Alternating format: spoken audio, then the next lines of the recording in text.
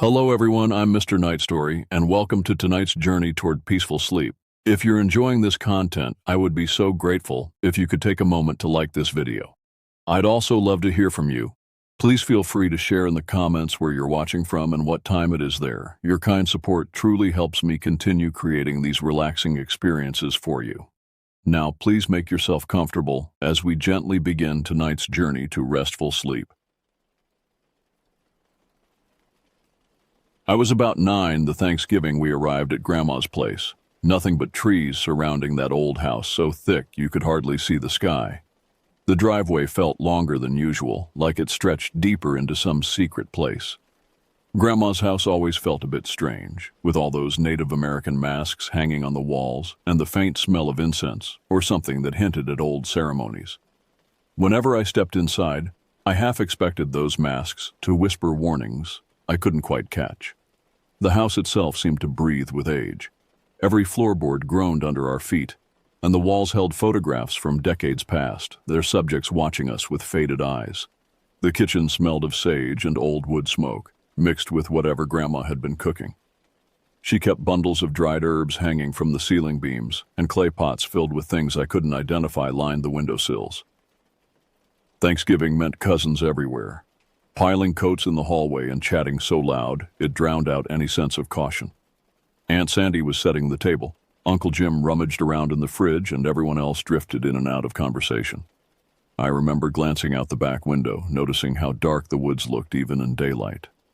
The branches gnarled like they'd been there for centuries.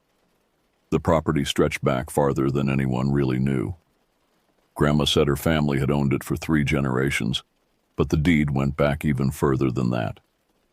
There were stories about the people who lived here before, the ones who left behind arrowheads and broken pottery in the creek beds.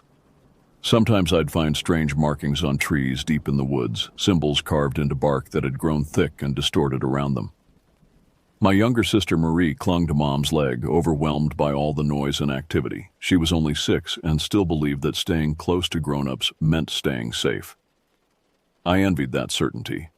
At 9, I'd started noticing things that made me question whether adults really had all the answers, like the way Grandma would sometimes stop mid-sentence and stare out the window, or how Uncle Jim always locked his car doors the second he parked, even though we were miles from any neighbors. My older cousin Sam caught my stare and raised an eyebrow, like he knew I was thinking about exploring. Sam was 12, old enough to act like he knew everything but young enough to still want adventures. His red hair stuck up at odd angles, and he had this way of grinning that made you want to follow him, even when you suspected it was a bad idea. Once we wolfed down some snacks, Sam nudged me to head outside. Mom gave a half-hearted wave to go have fun, maybe expecting we'd just skip rocks in the creek or pick up arrowheads along the usual path. Instead, Sam wanted to push deeper. He'd heard there was a massive rock ledge somewhere far behind the house, and he was determined to find it. "Come on," he said, stuffing his pockets with leftover dinner rolls. "We've got hours before dark. Besides, what else are we going to do? Sit around and listen to Aunt Sandy talk about her bunions?" I grabbed my jacket, the thick one with the broken zipper that always stuck halfway up. The November air had teeth to it, the kind of cold that crept through your clothes and settled in your bones. We slipped out the back door while the adults were distracted by some story Uncle Jim was telling about a fishing trip gone wrong. The air in those woods was thicker than I remembered. Every footstep sank in damp leaves, and the silence pressed in around us until it felt like we were tiptoeing through someone else's territory. We passed the old sweat lodge structure with rotting hides still clinging to a wooden frame. I'd always been too nervous to peek inside. Even now I sped up to get away from it. Sam didn't say anything, but I saw him glance over his shoulder like he expected someone to emerge from that sagging doorway. The deeper we went, the stranger everything became. The trees grew closer together, their branches interlocking overhead like fingers. Moss covered everything in a thick green carpet that muffled our steps. I noticed bones scattered here and there, small ones from rabbits or squirrels, picked clean and bleached white. Normal forest stuff, I told myself. But the way they were arranged sometimes looked almost deliberate, like someone had placed them in patterns. "You ever wonder why Grandma never comes back here?" Sam asked suddenly, his voice too loud in the quiet. I hadn't thought about it before, but he was right. Grandma knew every inch of her garden, could name every plant, and tell you what it was good for. But I'd never seen her venture past the tree line. She'd stand at the edge sometimes, looking in, but never stepping through. Maybe she's just old, I offered, though even as I said it, I knew that wasn't right. Grandma was in her 70s, but still split her own firewood and climbed ladders to clean gutters. Sam shook his head. Nah, it's something else. My dad told me once that something happened back here when he was a kid. Someone went missing or something. He wouldn't give me details. After what felt like forever, we saw a rocky ledge jutting out ahead. It towered over a slope filled with broken branches and dead foliage. Sam and I stood there, kind of breathless, scanning the drop below. The ledge was even more impressive than Sam had imagined, a sheer face of granite that must have been 30 feet high. Water seeped through cracks in the stone, leaving dark stains that looked like dried blood in the fading light. That's where I noticed something that shouldn't have been there. It looked like a person standing in ragged clothes, maybe 30 feet down. At first, I thought it might be a hiker who'd gotten lost, or maybe some homeless person who'd wandered too far from town. But the stillness of it, the way it stood without swaying or shifting weight, made my skin crawl. I remember trying to blink it away, maybe a scarecrow or some lost hiker who never made it out. But then it moved. I barely breathed. Sam's eyes went wide. The figure turned, letting us see its face. It was long and shaped like a moose's snout, with rough mottled fur and these eerie dark eye sockets. It gazed straight at us, like it knew exactly who we were, and that we'd made a terrible mistake stepping this far into its domain. The thing's body was wrong in every way. Too tall, maybe 8 feet, with limbs that bent at angles that shouldn't have been possible. Its hands, if you could call them that, ended in long fingers tipped with what looked like broken antler points. The ragged clothes I'd first noticed weren't clothes at all, but strips of hide and fur hanging from its frame like a mockery of human dress. When it moved, it didn't walk like a person or an animal. It sort of flowed, each movement deliberate and unnatural. Its head tilted to one side, studying us, and I swear I could feel its attention like cold fingers pressed against my skull. The worst part was its mouth. When it opened, I expected to see teeth, but instead, there were just rows of darkness, as if its throat went on forever. My insides nearly locked up. I had this wordless instinct screaming to run, but no part of me wanted to make a sound. Sam grabbed my arm. We bolted back the way we came, crashing through undergrowth. Twigs sliced at my cheeks and damp leaves stuck to my clothes. With every step, I felt a presence behind me, as though the thing below the ledge had silently decided we weren't allowed to leave. The light through the canopy seemed to flicker, and the trees around us twisted into shapes I barely recognized. We stumbled onto a clearing that shouldn't have been there, an open circle of grass and mushrooms arranged in rings. A weird green glow hung in the air, and a sudden wave of warmth made my head swim. It felt like the whole place was pulling me in, urging me to slow down, to forget why I was running. The mushrooms weren't like any I'd seen before. They pulsed with their own light, and when I looked closer, I could see veins running through them, pumping some kind of luminescent fluid. The grass in the center of the clearing was dead, burned in a perfect circle, and the air above it shimmered like heat waves off hot asphalt. Sam shook my shoulder, his voice tense. We needed to move, but I couldn't figure out where to go. The brush we'd cut through had simply vanished. Every direction looked the same, trees forming an impenetrable wall around us. The clearing itself seemed to be expanding, or maybe we were shrinking. My sense of scale kept shifting, making me dizzy. "This isn't right," Sam whispered, and I could hear the fear creeping into his voice. "We came from that way, I'm sure of it." But when we tried to leave in that direction, we found ourselves back in the center of the clearing. It was like one of those dreams where you run and run, but never get anywhere. The warmth was getting stronger, making my eyelids heavy. Part of me wanted to just lie down in the soft grass and sleep. The thought terrified me even as it tempted me. Then a shout cut through everything. My mother's voice echoed in the distance, calling my name. It snapped me back to reality.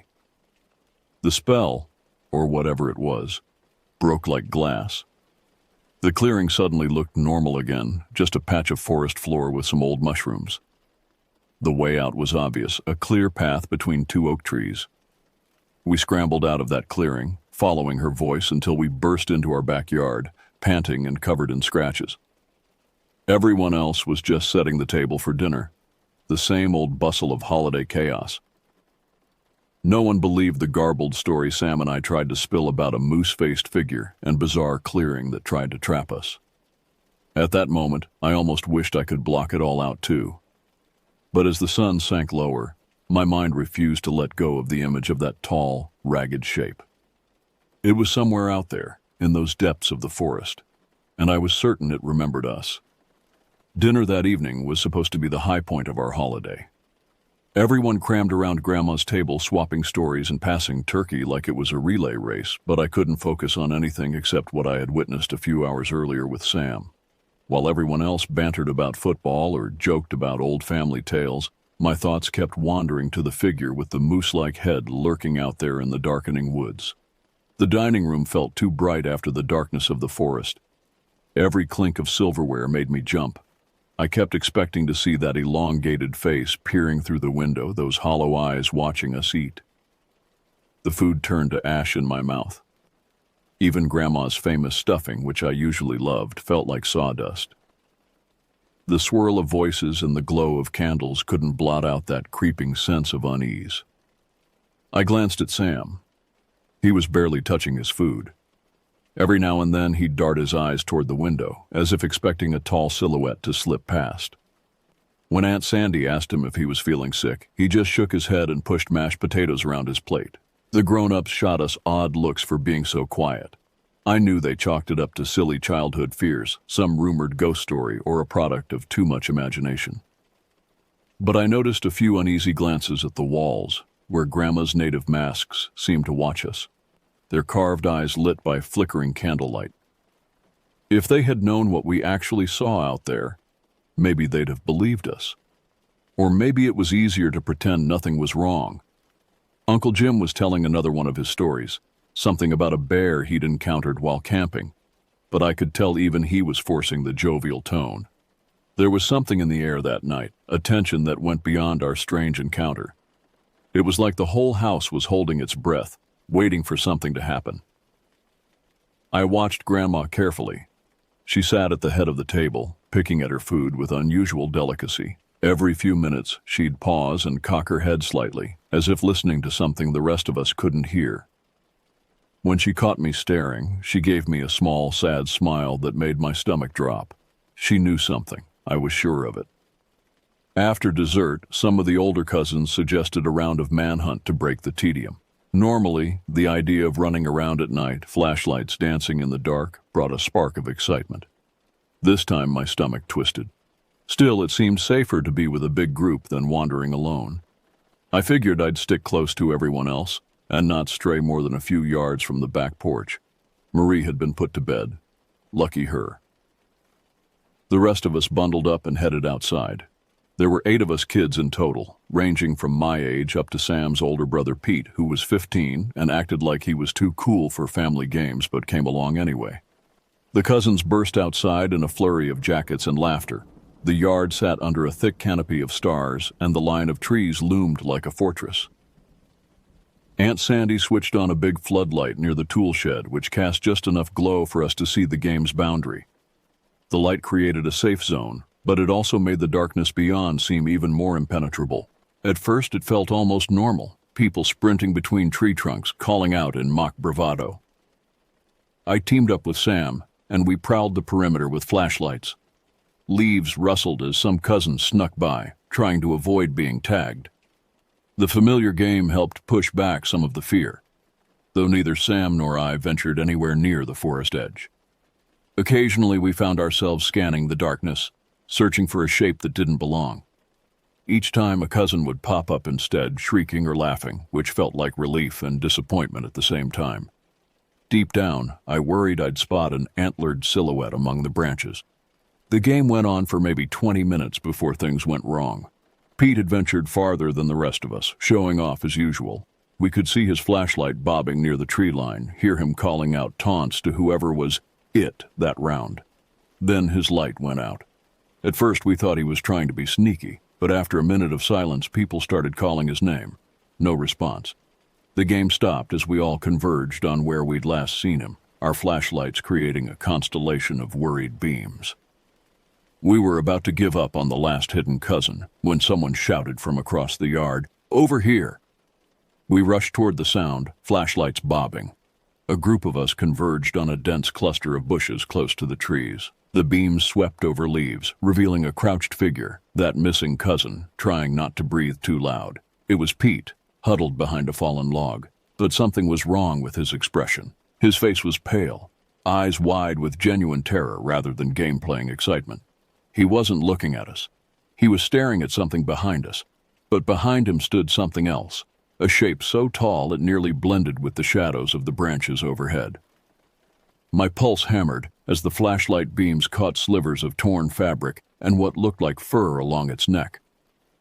The antlers, jagged, decaying in places, stretched above the creature's head. It towered in silence, and the part of me that had been trying to forget the earlier encounter shattered in an instant. There was no mistaking the slender, twisted limbs or the elongated snout of a moose-like face. Its eyes reflected the flashlight glow, forming two pinpoints of malevolence. But this time, it was closer.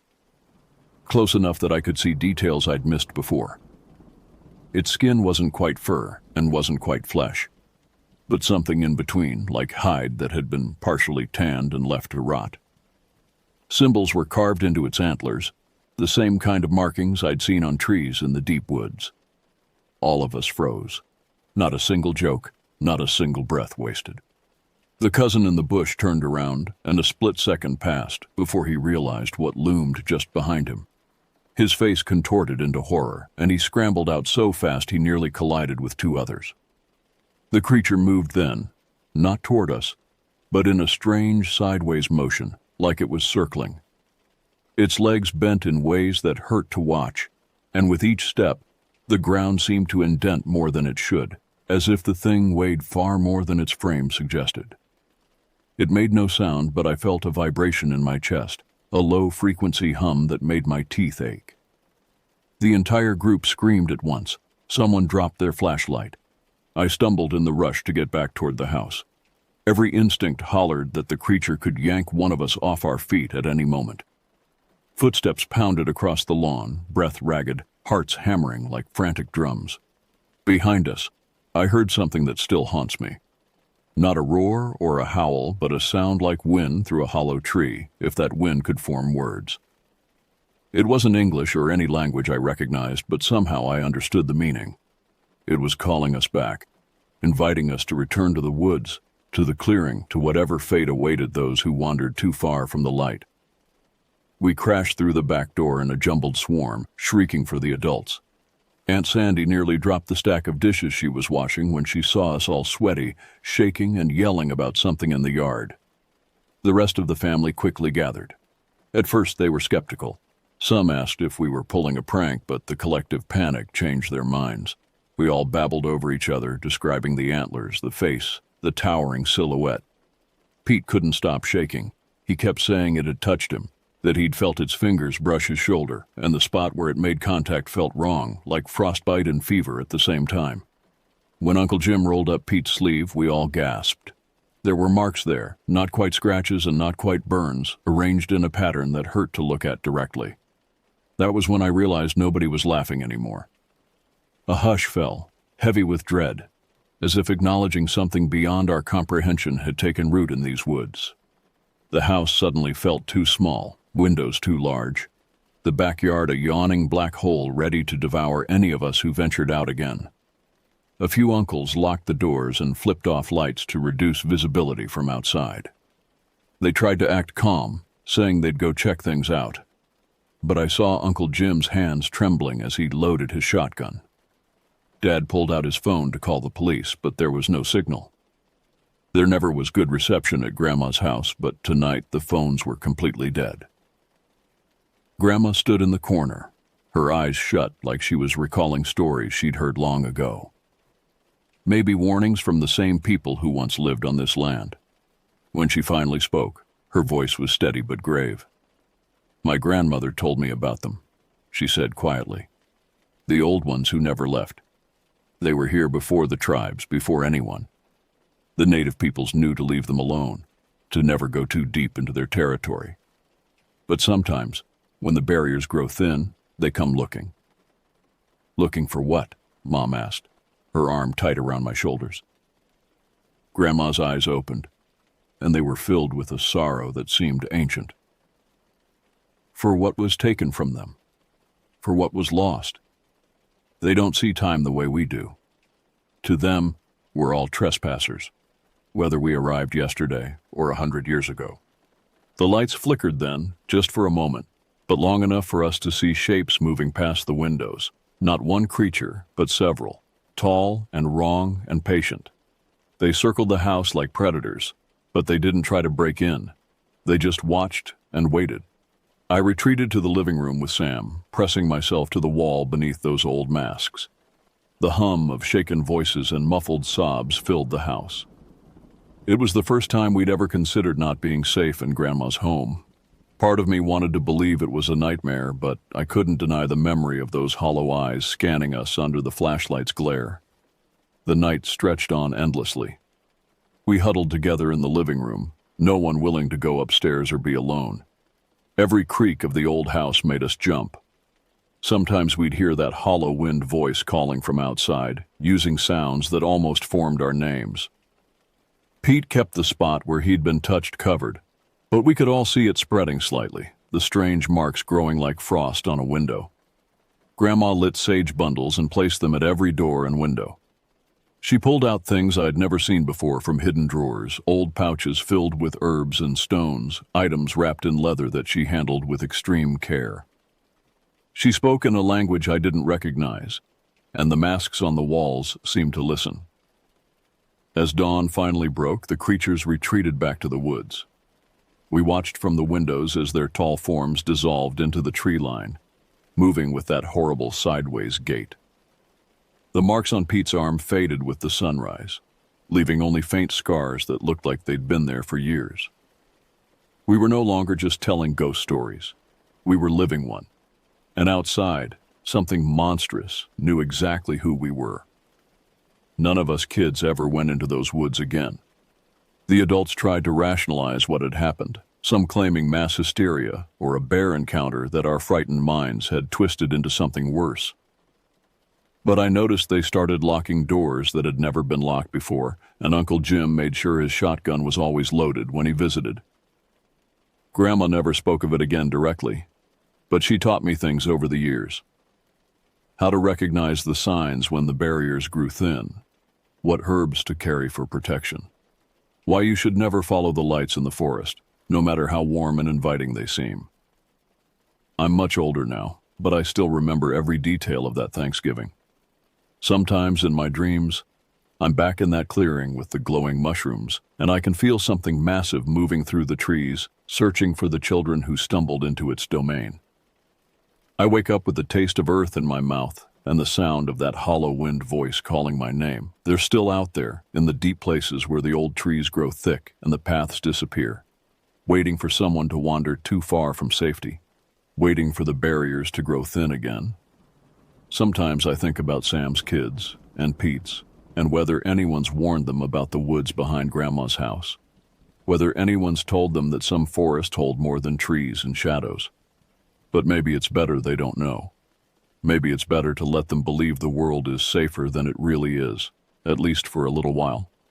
Because once you've seen what waits in the darkness, once you've heard it call your name, you can never quite feel safe again.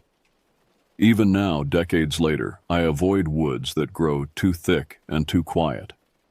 I lock my doors when the sun sets, and I never ever follow the lights that dance between the trees, no matter how beautiful they seem. The masks still hang on Grandma's walls. She's gone now, but the house remains in the family. Every Thanksgiving, we gather there, and every year, we make sure the children stay close to the house. We tell them it's because of bears or rough terrain, anything but the truth. But sometimes when the sun sets and the shadows grow long, I catch the older kids staring at the tree line with curious eyes, and I wonder how long before one of them decides to explore. How long before they learn what we learned that night. The woods are patient. They've been waiting far longer than any of us have been alive, and they'll wait long after we're gone. In the deep places where the barriers wear thin, the old ones still walk their ancient paths, antlered and eternal, remembering when all of this belonged to them alone. And sometimes, on cold November nights when the wind sounds almost like voices, I remember too.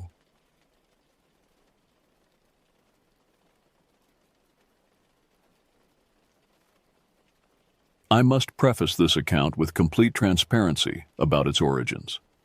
What I'm about to share was told to me repeatedly by someone I've known for over 15 years, a man whose judgment I trust implicitly.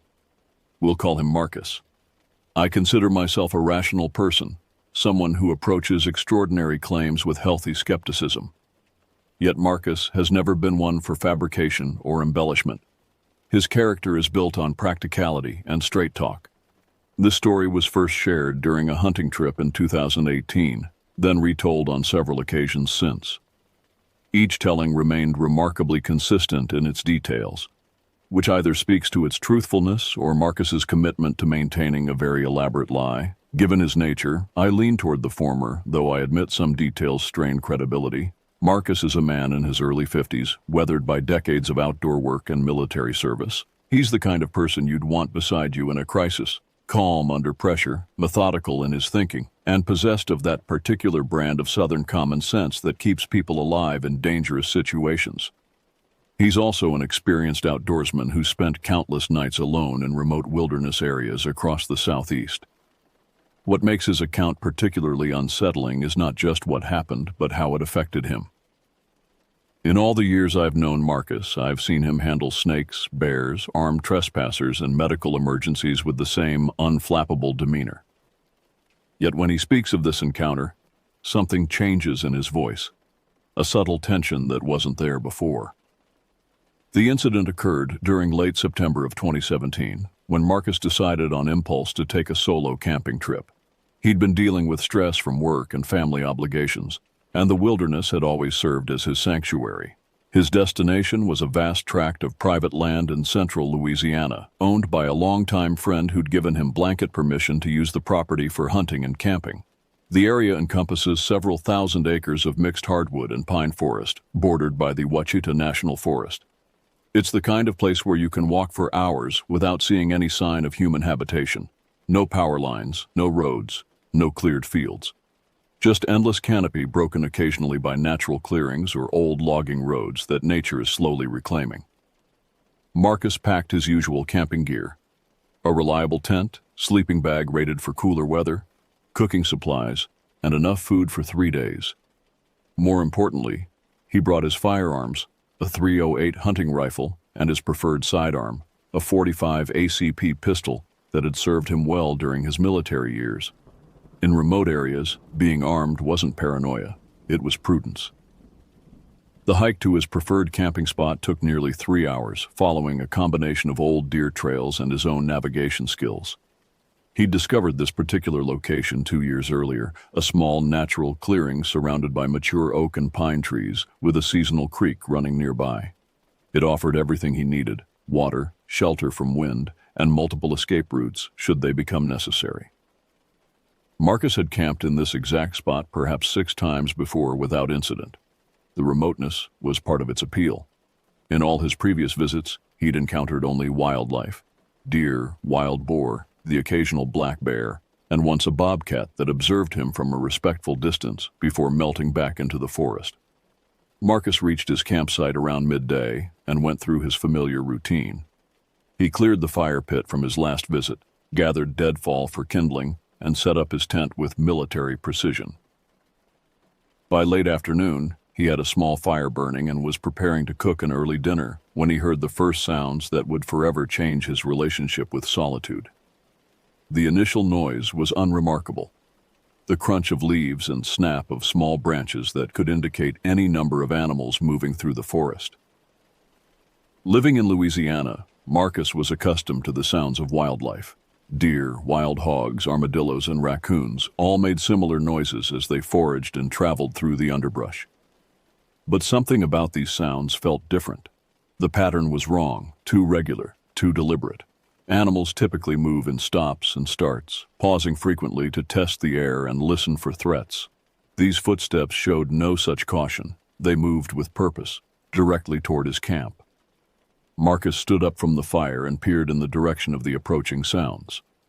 Through the gaps between tree trunks, he caught glimpses of movement, something pale that didn't belong in the natural palette of browns and greens that surrounded him. As the figure drew closer, Marcus could make out more details, and each one added to his growing unease. The person approaching was a man, probably in his 30s or 40s, but his appearance was completely inappropriate for the location and conditions. He wore a clean white t-shirt, bright blue athletic shorts, white crew socks, and pristine white tennis shoes. It was the kind of outfit someone might wear to run errands in town or exercise at a gym, not to trek through miles of dense forest. Marcus's military training had taught him to assess threats quickly and thoroughly. This situation immediately triggered every alarm bell in his mental arsenal. The man's clothing showed no signs of the journey required to reach this remote location. No mud, no scratches from thorns, no sweat stains despite the humid afternoon heat. Even more disturbing, the man showed no awareness of the insects that plagued anyone foolish enough to expose so much skin in these woods. As the stranger continued his approach, Marcus called out in a firm but not hostile voice, "Hey there, do you need help or something?" His words carried clearly through the still afternoon air, easily audible to anyone within 50 yards.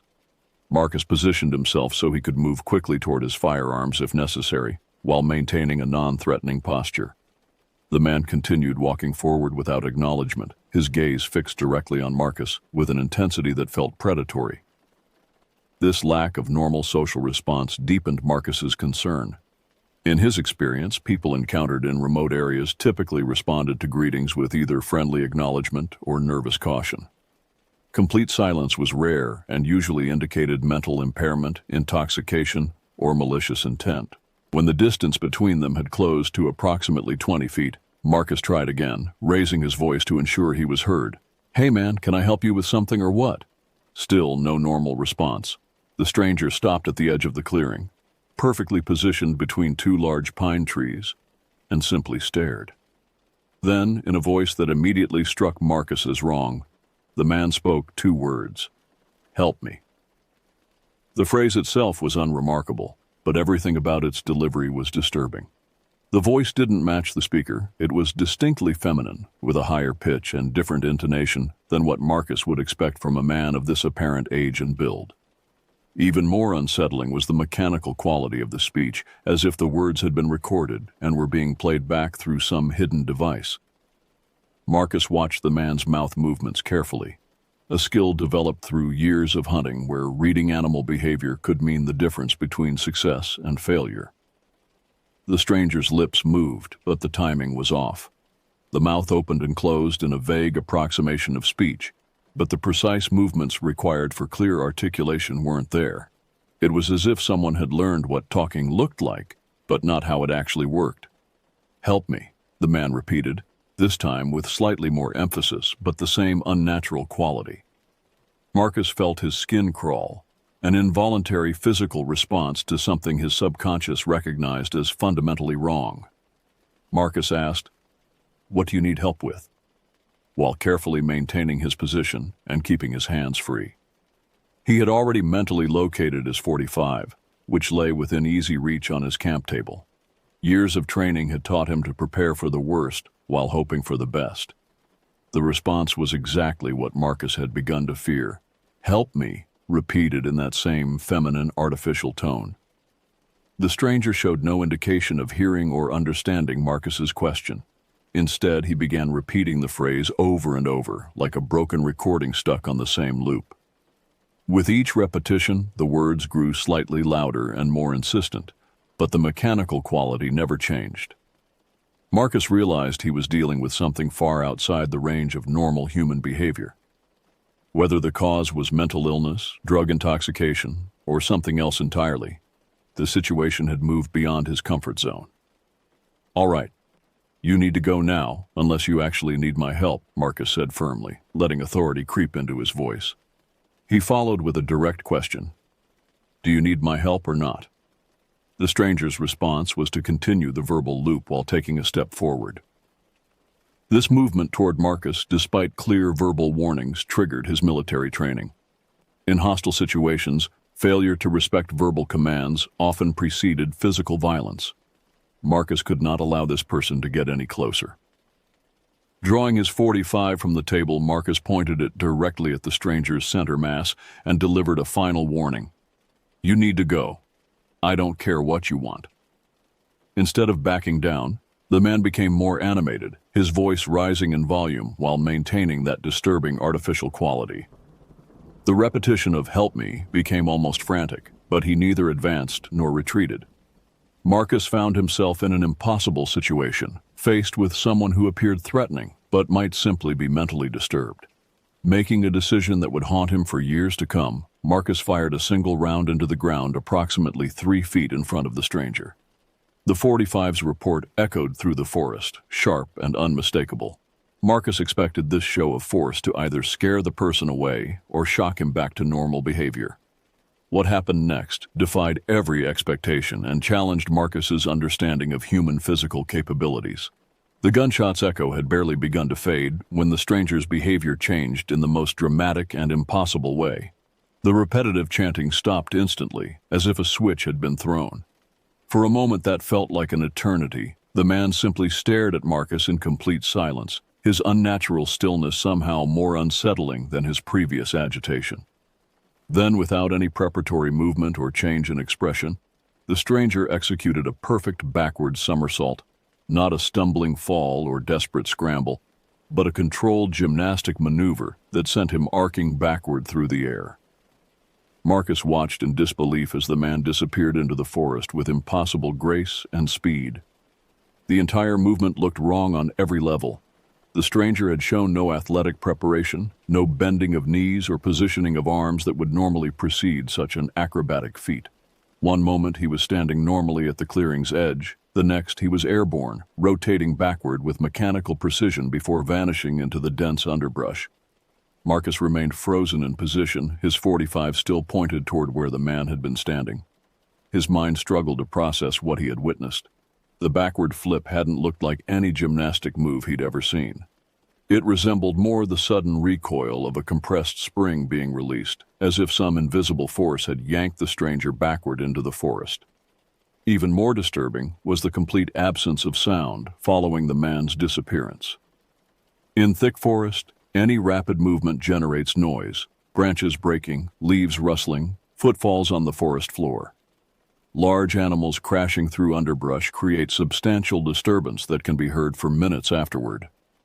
Yet after the stranger's impossible exit, the forest had returned to complete silence. Marcus waited, weapon ready, scanning the tree line for any sign of movement or indication of where the man had gone. Nothing. It was as if the entire encounter had been a hallucination, except for the lingering smell of gunpowder from his discharged round and the metallic taste of adrenaline in his mouth. As minutes passed without further incident, Marcus began to question his own perceptions. Had the backward flip been as dramatic as it seemed, or had fear and adrenaline distorted his memory? Could a desperate person, sufficiently motivated by the gunshot, perform such a maneuver? His rational mind wanted to find conventional explanations, but his eyes had seen what they had seen. Despite every instinct screaming at him to pack up and leave immediately, Marcus made the decision to stay. Partly this came from stubborn pride. He refused to be driven from his favorite camping spot by what might have been an elaborate prank or the ravings of a disturbed individual. More practically, hiking out in darkness through unfamiliar terrain while emotionally rattled seemed more dangerous than remaining in a known location. He spent the remaining daylight hours in a state of hypervigilance, constantly scanning the forest perimeter while going through the motions of normal camping activities. He cooked dinner, maintained his fire, and organized his gear, but every action was performed with one eye on the tree line and his .45 within immediate reach. As darkness fell, the normal sounds of the forest resumed, the distant hoot of an owl, the rustle of small animals foraging in the underbrush, the intermittent buzz of insects. These familiar noises should have been comforting, but Marcus found himself analyzing each sound for signs of human presence. Was that really a branch falling naturally, or had someone stepped on it? Could that rustling be attributed to a raccoon, or something larger and more deliberate? Around midnight, Marcus was lying in his tent, fully clothed with his pistol beside him, when he heard a sound that made his stomach clench with recognition. In the distance, perhaps a mile away, came the sharp crack of a gunshot. The report was distinctive, not the deeper boom of a hunting rifle, but the sharper crack of a handgun, a sound remarkably similar to his own .45. Marcus lay absolutely still, listening for any follow-up sounds. Hunting in this area typically occurred during daylight hours, and responsible hunters didn't discharge weapons at night when identifying targets was impossible. The timing felt too coincidental to ignore. 15 minutes later, he heard it again, the same sharp report from roughly the same direction. Then silence. Marcus remained awake for the rest of the night, dozing fitfully while maintaining constant awareness of his surroundings. Every sound seemed magnified, every shadow held potential threat. Dawn came as a relief, bringing familiar sights and the promise of a safe journey home. Marcus broke camp efficiently, eager to put distance between himself and the site of his encounter. Yet as he began his hike out, he heard one final sound that sent a chill through his already jangled nerves. From somewhere behind him, in the general direction of his former campsite, came another gunshot. Same caliber, same sharp report. Marcus didn't look back. Marcus shared this account with me several months after it occurred, during a hunting trip when conversation had turned to unusual wildlife encounters. His telling was matter-of-fact and detailed, lacking the embellishment that usually accompanies tall tales or fabricated stories. When pressed for additional details, he provided them readily, but with the caveat that some aspects still made no sense to him. The feminine voice coming from a male speaker particularly disturbed him. In hindsight, he became convinced that what he'd heard was some kind of mimicry, as if the stranger had heard a woman say, "Help me," and was repeating it without understanding its meaning or context. The comparison Marcus drew was to a parrot or mockingbird, creatures that reproduce sounds without comprehension. What troubled him most wasn't the supernatural implications, but the possibility that he'd encountered someone suffering from severe mental illness or drug-induced psychosis. The thought that he might have frightened an innocent, if disturbed person weighed on his conscience. Yet the stranger's behavior and impossible method of escape suggested something beyond conventional explanation. Following this encounter, Marcus researched the history of the area extensively. Central Louisiana has a rich tradition of folklore involving unexplained phenomena, much of it rooted in Native American traditions that predate European settlement by centuries. Stories of mimics, shapeshifters, and other entities that blur the line between human and animal appear throughout regional folklore. Marcus found several documented accounts of similar encounters.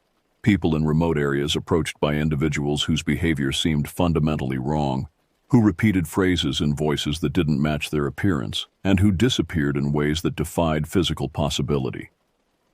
While none of these accounts could be verified independently, their consistency across decades and different locations suggested a pattern worthy of consideration.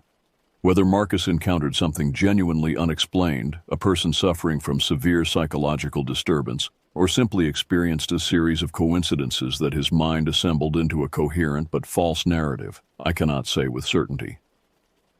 What I can attest to is that the experience profoundly affected someone I've known to be unshakable in the face of genuine danger. Marcus has returned to the same property multiple times since that September evening, though never to that specific campsite. He reports no further unusual encounters, yet he admits that his relationship with solitude in the wilderness has changed forever. Sometimes, he says, the silence feels too complete, as if the forest itself is holding its breath, waiting for something to emerge from the shadows between the trees. The truth remains unknowable, buried somewhere in the vast wilderness of central Louisiana where conventional explanations go to die and ancient mysteries still walk the earth.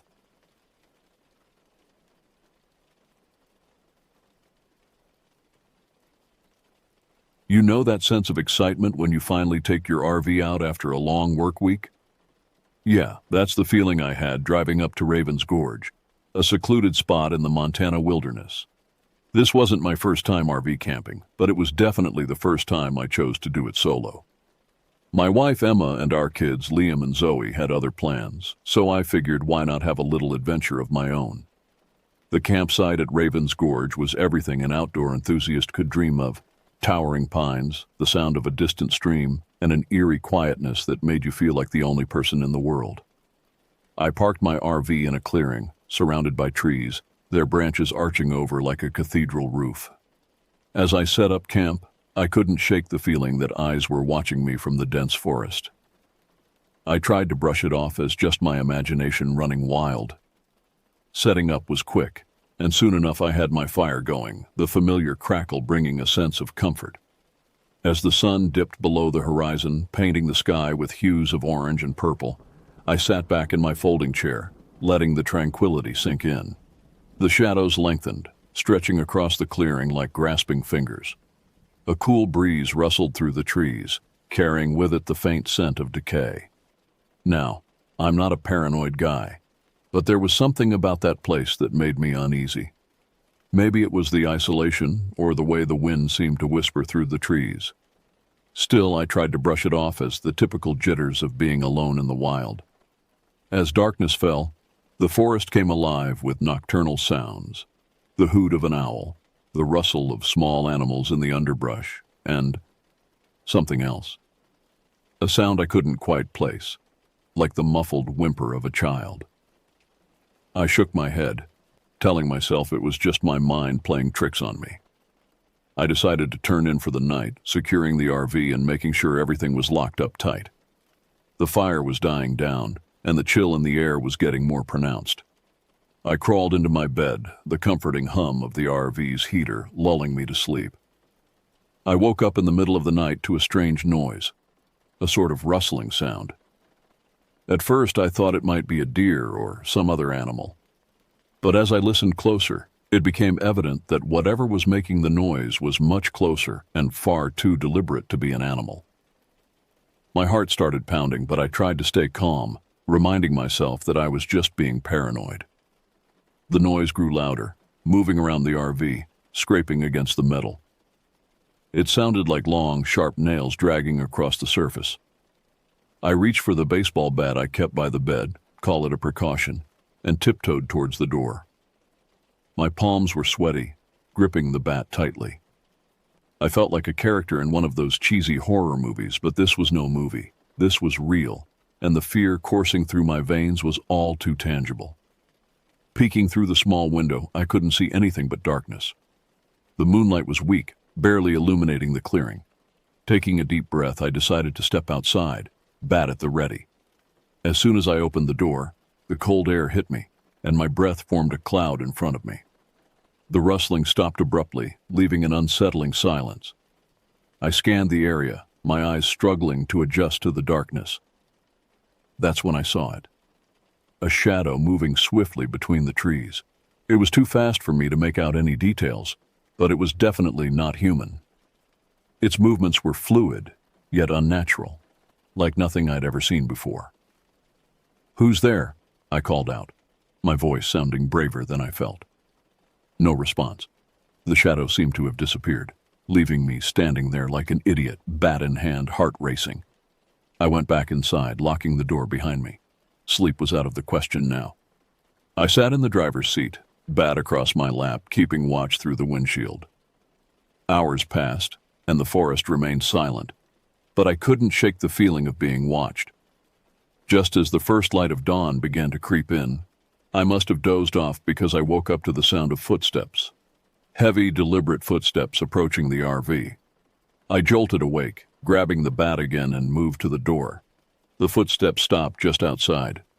I could hear someone, or something, breathing, the sound too close for comfort. My heart pounded in my chest as I flung the door open, ready to confront whatever was out there. Standing before me was a figure, tall and gaunt, with a face that looked like it was made of bark and leaves. Its eyes glowed with an otherworldly green light, and where its mouth should have been, There was only a dark, gaping hole. In its hand, it held what looked like a crude spear made from a sharpened branch. "What do you want?" I demanded, trying to keep my voice steady. It didn't respond, just stared at me with those glowing eyes, the spear twitching in its grip. I tightened my hold on the bat, ready to defend myself. The creature took a step forward, and instinct kicked in. I swung the bat, aiming for its head, but it was quick. It dodged, and the spear came slashing towards me. I managed to deflect it with the bat, but the force knocked me off balance. The creature lunged again, and this time I wasn't so lucky. The spear grazed my arm, leaving a burning sensation in its wake. I swung wildly, catching it on the side of its head. It stumbled back, a strange, thick liquid oozing from the wound. "Stay back!" I yelled, adrenaline pumping through me. But it wasn't done. It came at me again, more ferocious this time. We struggled, the bat and spear clashing in a deadly dance. It managed to pin me against the side of the RV, the spear pressing dangerously close to my throat.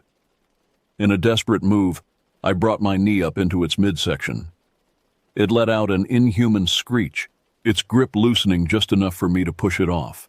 With all my strength, I swung the bat one last time, connecting with its head. There was a sickening crack, and the creature crumpled to the ground, the spear slipping from its hand. I stood there, panting, blood dripping from my arm, staring at the creature's motionless body. To my horror, it began to disintegrate before my eyes, turning into leaves and twigs that were quickly carried away by the wind. Shaken to my core, I stumbled back into the RV, grabbing my first aid kit to tend to my wound. It wasn't deep, but it burned like fire, and strange, root-like patterns were spreading from the cut. Panic set in as I realized this was far beyond my understanding. I needed help, and fast. I tried to start the RV, but the engine sputtered and died. Looking out the windshield, I saw that the clearing was now surrounded by a thick, unnatural fog. The trees seemed to have closed in, their branches reaching towards the RV like gnarled hands. In the distance, I could hear more of those inhuman screeches. My mind raced, trying to figure out a plan. I was trapped in this nightmare, with no way to call for help and no idea what I was up against. As the fog crept closer and the screeches grew louder, I realized that my solo adventure had turned into a fight for survival. And as the first of many dark shapes emerged from the mist, I gripped my bat tightly, knowing that the real horror was just beginning. As the first of many dark shapes emerged from the mist, I gripped my bat tightly, knowing that the real horror was just beginning. The creatures swarmed around the RV, their twisted forms a nightmarish blend of plant and animal. I could hear them scratching at the metal, searching for a way in. My mind raced, trying to figure out a way out of this hellish situation. That's when I remembered I had a flare gun in the emergency kit. With shaking hands, I retrieved the flare gun and loaded it. The scratching intensified, and I could see the door beginning to buckle under the assault. It was now or never. I flung open the door and fired the flare into the sky. The bright red light illuminated the clearing, revealing dozens of the creatures surrounding me. They recoiled from the sudden burst of light, giving me a moment's reprieve. In that brief window of opportunity, I made a mad dash for the tree line. I could hear them pursuing me, their inhuman shrieks echoing through the forest. Branches whipped at my face as I ran, my lungs burning with each breath. I had no idea where I was going, only that I needed to put as much distance between myself and those things as possible. As I ran, the forest around me seemed to come alive. Roots rose from the ground trying to trip me. Vines reached out, attempting to ensnare me. It was as if the entire forest was working with the creatures to trap me. The wound on my arm throbbed, the strange root-like patterns now spreading across my chest. Just when I thought I couldn't run any further, I burst through the tree line and found myself at the edge of a cliff. Below, I could see the lights of a small town. Civilization, safety. But it was at least 100 feet down, with no clear path to descend. The shrieks were getting closer. I turned to see the creatures emerging from the forest, their glowing eyes fixed on me. I was trapped between them and the cliff. As they advanced, I noticed something peculiar. They were keeping their distance from a particular plant growing near the cliff's edge, a patch of white flowers that seemed to glow in the moonlight. In a desperate move, I lunged for the flowers, grabbing a handful. To my amazement, the creatures recoiled, shrieking in what sounded like pain. Emboldened, I waved the flowers at them and they retreated further. I had found their weakness, but my relief was short-lived. The ground beneath my feet began to crumble. The cliff edge, weakened by the creature's pursuit and my own weight, was giving way. In a heart-stopping moment, I felt myself falling, the world spinning around me as I plummeted towards the forest below. I crashed through branches, each impact sending waves of pain through my body. By some miracle, the dense foliage slowed my fall. I hit the ground hard, the wind knocked out of me. But I was alive. Battered, bruised, but alive. As I lay there, struggling to breathe, I heard the sound of voices and saw flashlight beams cutting through the darkness. Human voices. A search party had been sent out after seeing the flare. I called out weakly, and soon I was surrounded by concerned faces. Park rangers, locals, all looking at me with a mix of relief and confusion. They rushed me to the local hospital, where I spent the next week recovering from my injuries. The doctors were baffled by the root-like patterns on my skin, which faded over time. I tried to tell them about the creatures, about the living forest, but they dismissed it as hallucinations brought on by a toxic plant I must have come into contact with. As I recovered, I learned that Raven's Gorge had a history of strange disappearances and unexplained phenomena. The locals spoke in hushed tones about the forest folk and the dangers of venturing too deep into the woods. Most dismissed these as local legends, but I knew the truth. When I was finally well enough to leave, I found my RV had been towed back to town. Everything was as I had left it, except for a small white flower I found pressed between the pages of my map book.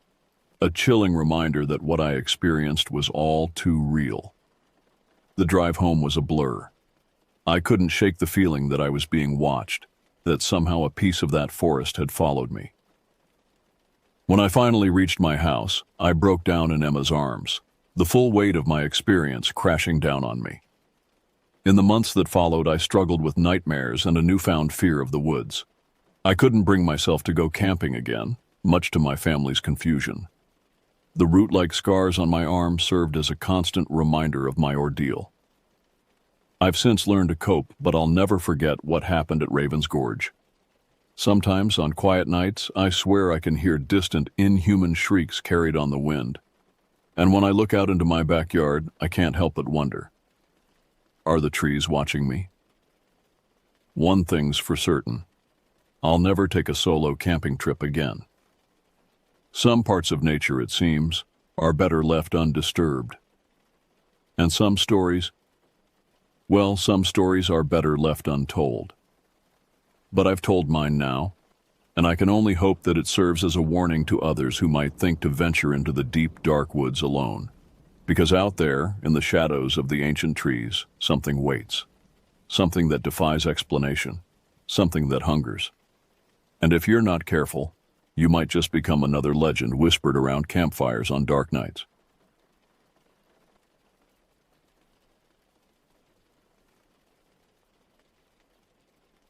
The merciless sun beat down on the cracked earth, its relentless glare creating shimmering mirages on the horizon. I wiped the sweat from my brow and squinted at the vast expanse before me. The Nevada desert stretched out in all directions, a sea of sand and rock that seemed to go on forever.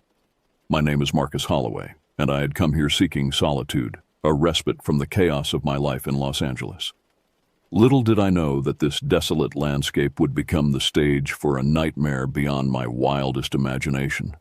I'd always been a bit of an outsider, more comfortable with books and solitary pursuits than the frenetic energy of social gatherings. The city had worn me down over the years, its constant noise and frantic pace grating on my nerves until I felt like I was constantly on edge.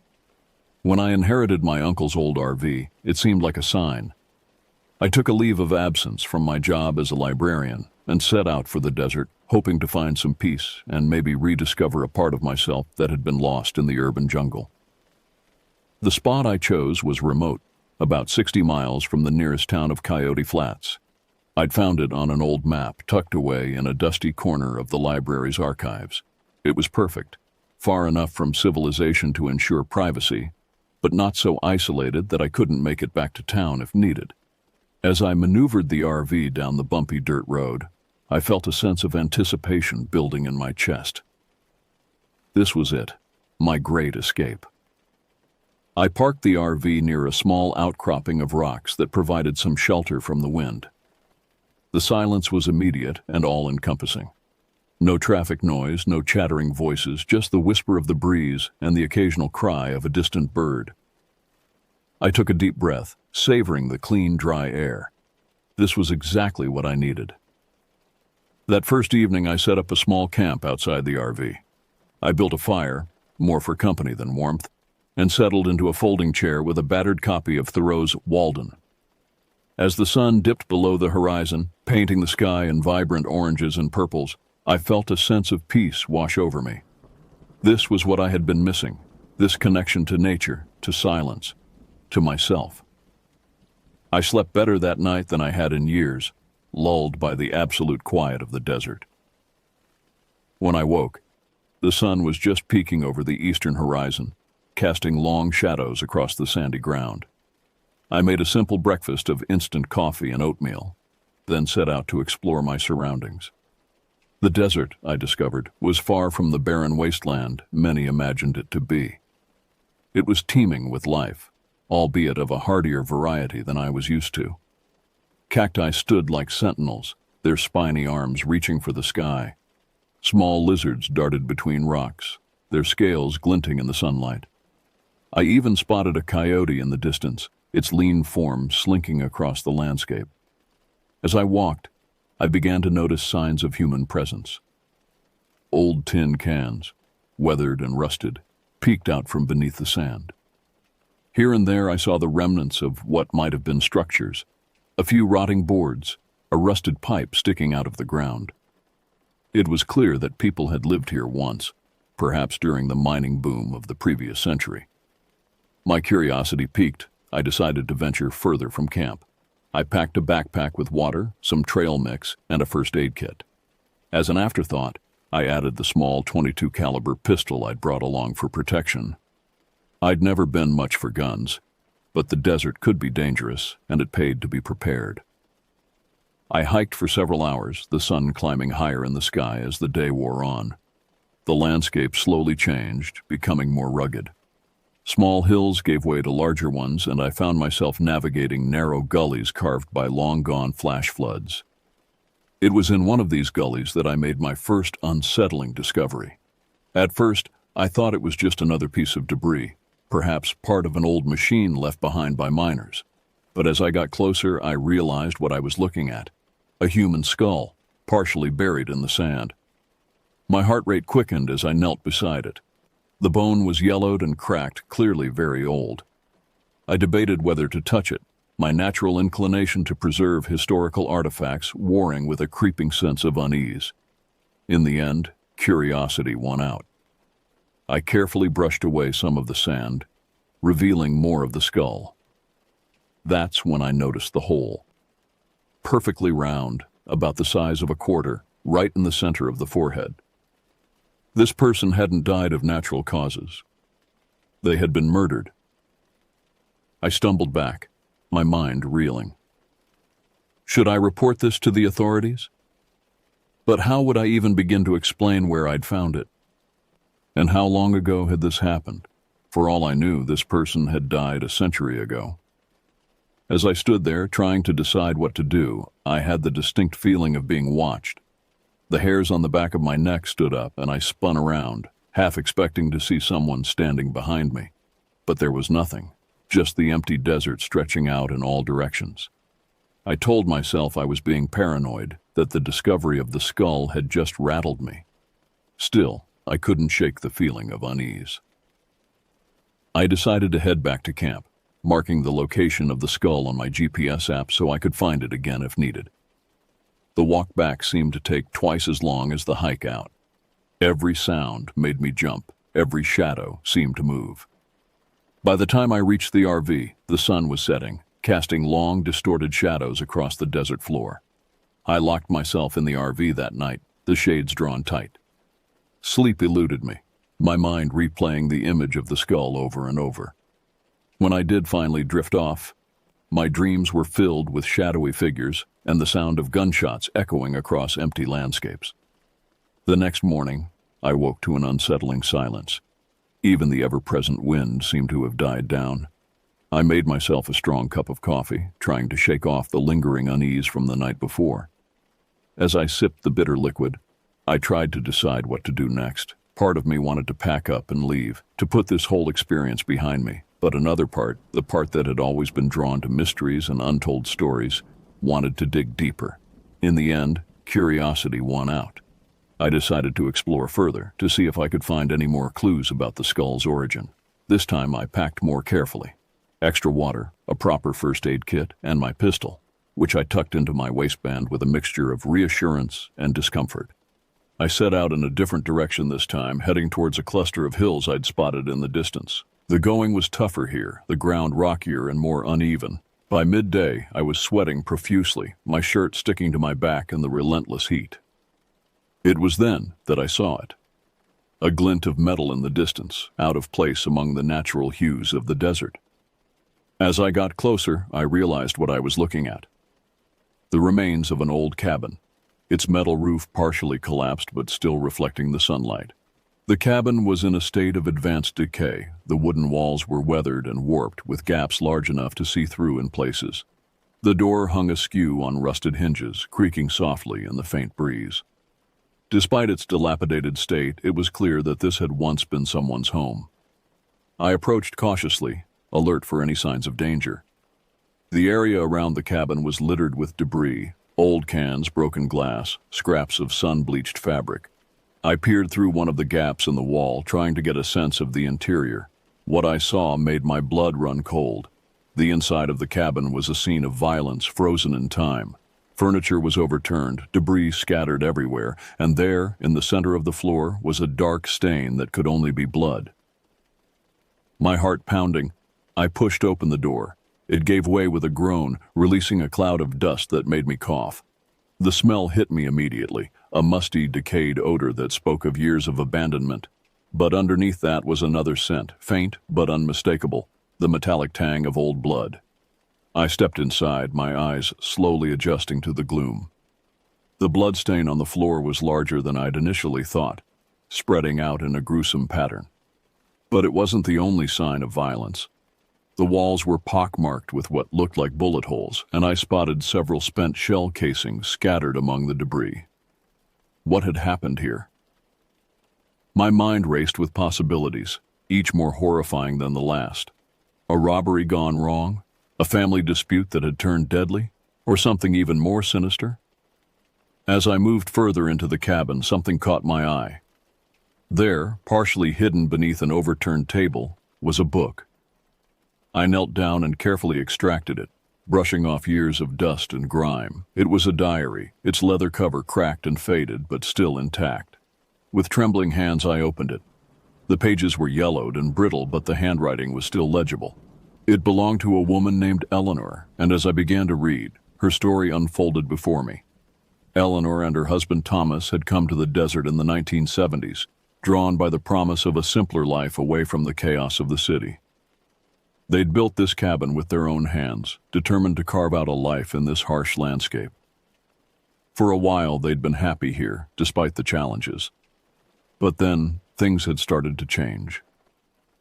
Eleanor wrote of a man they'd encountered on one of their supply runs to town, a drifter with cold eyes and an unsettling smile. Thomas had offered him some work, helping to repair a fence that had been damaged in a storm. It was a decision they would come to regret. The man who called himself Jack had seemed pleasant enough at first. But as the days wore on, Eleanor noticed a change in him. He became possessive, constantly watching her when Thomas wasn't around. She wrote of feeling afraid, of locking the doors at night and jumping at every sound. The final entry was dated October 15th, 1978. Eleanor's normally neat handwriting was shaky. The words rushed. "He's here. God help us. Jack's here, and Thomas isn't back from town. I can hear him outside calling my name. What does he want? Why won't he leave us alone? I'm so scared. If anyone finds this, please tell our families we love them. And whatever you do, don't trust." The entry ended abruptly, a long scrawl trailing off the page as if Eleanor had been interrupted mid-sentence. My hands were shaking as I closed the diary. What had happened to Eleanor and Thomas? And who was this Jack? A noise outside snapped me back to the present. It was faint, barely audible, but in the stillness of the desert it might as well have been a gunshot. I froze, straining my ears. There it was again, the crunch of footsteps on sandy ground. I moved to the window, peering out cautiously. At first, I saw nothing but the empty desert. Then, movement caught my eye. A figure, tall and lean, was walking towards the cabin. Even from this distance, I could see that it was a man. His gait slow and purposeful. Panic gripped me. Who was this person? What were they doing out here in the middle of nowhere? And why were they coming towards the cabin? I looked around frantically, searching for a place to hide. The cabin was small, with little in the way of cover. In desperation, I wedged myself into a small space between an old wardrobe and the wall, praying I wouldn't be seen.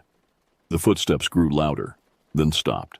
I held my breath, my heart pounding so hard I was sure it could be heard. The door creaked open, and a shadow fell across the floor. "I know you're in here," a voice called out, low and gravelly. "I saw you come in. Why don't you come out and we can have a chat?" I remained frozen, too terrified to move. The footsteps resumed, moving slowly around the cabin. I could hear things being shifted, pushed aside. "You've been poking around where you shouldn't," the voice continued. "Found things that weren't meant to be found. That's not very polite, is it?" A bead of sweat trickled down my forehead. How did he know what I'd found? Who was this man? Suddenly, the wardrobe I was hiding behind was yanked away. I found myself staring up at a man who seemed to fill the entire doorway. He was older, probably in his 60s, with weathered skin and cold, piercing eyes, and he was smiling, a chilling, predatory smile that made my blood run cold. "Well, well," he said, his voice deceptively friendly. "What do we have here? A curious little mouse sneaking around where he doesn't belong." I scrambled to my feet, my hand instinctively going to the pistol at my waist. The man's eyes followed the movement, his smile widening. "I wouldn't do that if I were you," he said softly. "Things might get messy." "Who are you?" I managed to choke out. "What do you want?" The man chuckled, a sound devoid of any real humor. "Who am I? I'm the caretaker, you might say. Been watching over this place for, quite a while now. As for what I want..." His eyes hardened. "I want you to forget what you've seen here. Pack up your little camper and go back to wherever you came from. Forget about the skull, forget about this cabin, forget about everything." My mind was racing. Could this be Jack? But that was impossible. Jack would be an old man by now, if he was even still alive. Unless... "You're him, aren't you?" I said, my voice barely above a whisper. "You're Jack." The man's smile faded, replaced by a look of cold anger. "You've been reading things you shouldn't," he said. "That diary, it tells lies." Eleanor, she didn't understand. None of them did. I was trying to protect them, you see. Protect them from the darkness out there. He took a step towards me, and I instinctively backed away. "But you," he continued, "you're just like the others. Always poking, always prying. Can't leave well enough alone." I felt my back hit the wall. There was nowhere left to retreat. "What others?" I asked, trying to keep him talking while I frantically tried to think of a way out of this situation. Jack's eyes took on a distant look. "So many over the years," he mused. "Hikers, campers, treasure hunters, all of them stumbling around, disturbing things best left alone. I tried to warn them, tried to make them understand, but they never listened. In the end, I had to take care of them." A chill ran down my spine as the implications of his words sank in. This man was a killer, had been for decades, and now I was his next target. In that moment, survival instinct took over. I lunged to the side, ducking under Jack's outstretched arm. He snarled, spinning around with surprising agility for a man his age. I felt his fingers brush my shirt as I dove through the open door. The sun momentarily blinded me as I burst out of the cabin. I ran, not caring which direction, just needing to put distance between myself and Jack. I could hear him behind me, his footsteps pounding on the hard-packed earth. I risked a glance over my shoulder and immediately wished I hadn't. Jack was closer than I'd thought, his face twisted into a mask of rage. In his hand glinted something metal, a knife, its blade catching the sunlight. I pushed myself harder, my lungs burning as I gasped for air. The terrain was treacherous, loose rocks threatening to turn an ankle with every step. But fear drove me on, the knowledge that slowing down meant certain death. I don't know how long I ran. Time seemed to lose all meaning, narrowing down to the rhythm of my feet hitting the ground and the ragged sound of my breathing. The sun beat down mercilessly, and sweat poured down my face, stinging my eyes. Finally, I couldn't go on. My legs gave out and I collapsed, rolling down a small incline before coming to rest in a shallow gully. I lay there, gasping for air, every muscle screaming in protest. For a moment, all I could hear was the pounding of my own heart. Then, silence. No footsteps. No angry shouts. Had I lost him? I forced myself to my feet, wincing at the pain in my overexerted muscles. Slowly, cautiously, I peered over the edge of the gully. The desert stretched out before me, empty and indifferent. There was no sign of Jack. Relief washed over me, quickly followed by a new wave of panic. I was lost. In my blind flight, I'd paid no attention to where I was going. The sun was lower in the sky now, the shadows lengthening. Night in the desert was dangerous enough without a murderous caretaker on the loose. I needed to find my way back to the RV, but which way? I spun in a slow circle trying to get my bearings. Everything looked the same. Rocks, sand, sparse vegetation. No landmarks, nothing to guide me. As the last rays of sunlight faded, I made a decision. I couldn't stay here. I picked a direction that I hoped would lead me back towards my camp and started walking. The desert at night was a different world. The heat of the day gave way to a bone-chilling cold. The silence was absolute, broken only by the soft crunch of my footsteps and the occasional cry of a distant coyote. The moon cast an eerie glow over the landscape, transforming familiar shapes into alien silhouettes. I walked for what felt like hours, each step a battle against exhaustion and fear. Every shadow seemed to hide a threat, every sound a potential danger. More than once I thought I heard footsteps behind me, only to turn and find nothing but empty desert. It was nearing midnight when I saw it, a faint glow on the horizon. Hope surged through me. Was it my campfire? Had I somehow found my way back? I quickened my pace, ignoring the protests of my aching body. As I got closer, the glow resolved itself into individual points of light. Not a campfire, but windows. I'd stumbled upon a building of some kind. Relief turned to confusion, then to dread. There shouldn't be any buildings out here. This far from town, in the middle of the desert, what could this be? Caution warred with desperation. I needed help, needed to get out of this desert. But after what I'd experienced, I knew the dangers of trusting appearances out here. In the end, the cold and my exhaustion made the decision for me. I approached the building slowly, alert for any sign of danger. It was an old motel, the kind you might have seen on Route 66 in its heyday. A neon sign, half its letters dark, proclaimed it as the Desert Oasis Motel. The paint was peeling, the windows grimy, but there were definitely lights on inside. I made my way to the office, my footsteps echoing in the empty parking lot. A bell jingled as I pushed open the door, the sound jarringly cheerful in the oppressive silence. The office was small and cluttered, dominated by a large desk. Behind it sat a woman, her hair a shock of white against deeply tanned skin. She looked up as I entered, her eyes widening slightly. "Well," she said, her voice raspy as if from disuse, "don't see many visitors these days, especially not ones who look like they've been through the ringer. You all right, hon?" I opened my mouth to respond, but no words came out. Now that I was here, in the presence of another person, the events of the past few days came crashing down on me. I felt myself sway, darkness creeping in at the edges of my vision. The last thing I remember is the woman's concerned face as she rushed around the desk towards me. Then, blackness. I woke to the sound of voices. For a moment I couldn't remember where I was or how I'd gotten there. Then it all came flooding back. The cabin, Jack, my desperate flight through the desert. I kept my eyes closed, straining to make out what was being said. There were two voices, the raspy voice of the woman from the office and a deeper male voice that sent a chill down my spine. "Can't keep doing this, Jack," the woman was saying. "People are going to start asking questions." "People have been asking questions for years, Marge," the man, Jack, replied. "Doesn't mean they ever find answers." I felt my heart rate quicken. Jack was here. Somehow he'd known where I'd end up. Or had he led me here? "This one's different," Marge said. "He knows things, saw things he shouldn't have. All the more reason to take care of him," Jack growled.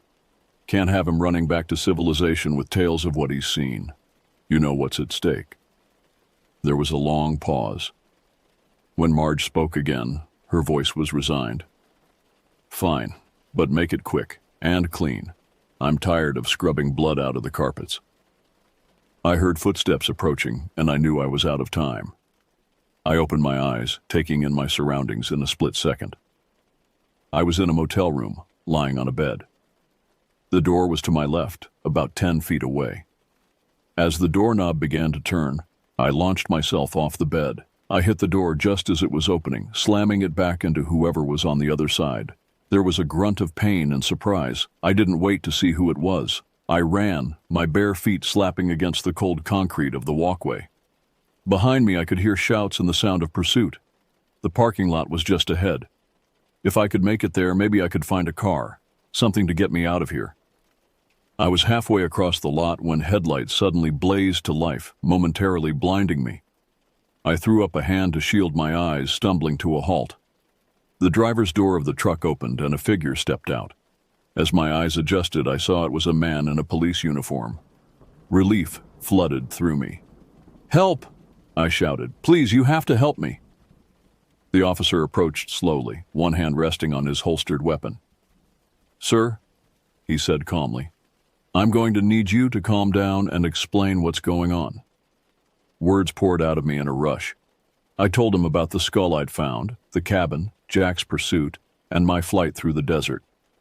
As I spoke, I saw confusion, then concern, cross the officer's face. When I finished, there was a moment of silence. Then the officer spoke, his voice gentle. "Sir, I think you'd better come with me. We'll get this all sorted out." Relief washed over me. Finally, someone who would listen, who could help. I took a step towards the police car.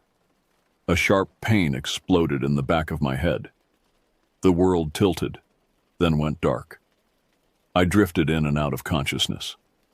Fragments of conversation reached me, disjointed and confusing.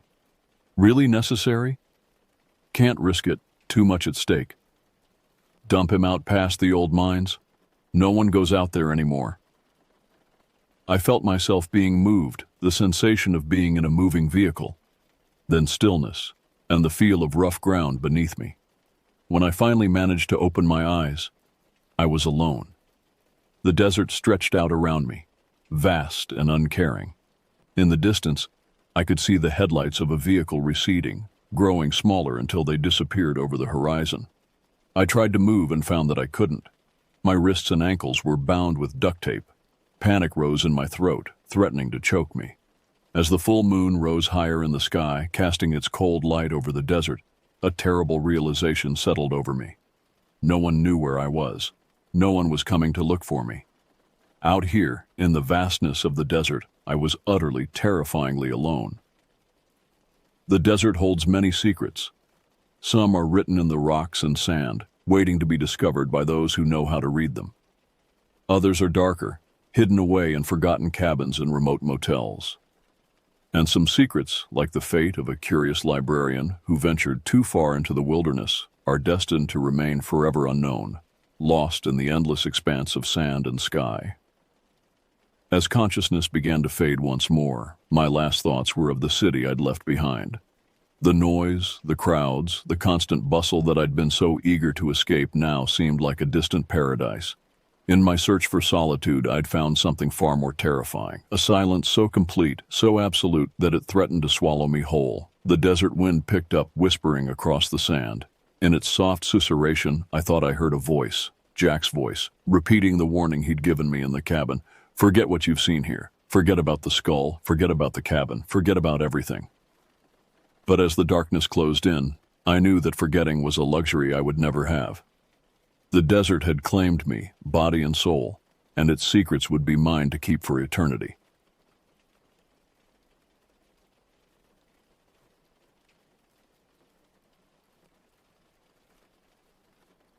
I remember the first day I realized how different my life was.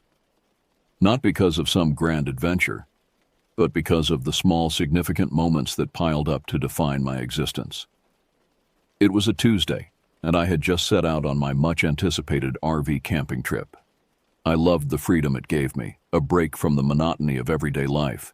My name is Lucas Blackwood, and I'm known among my friends for my love of the outdoors, though I faced more than my fair share of hardships.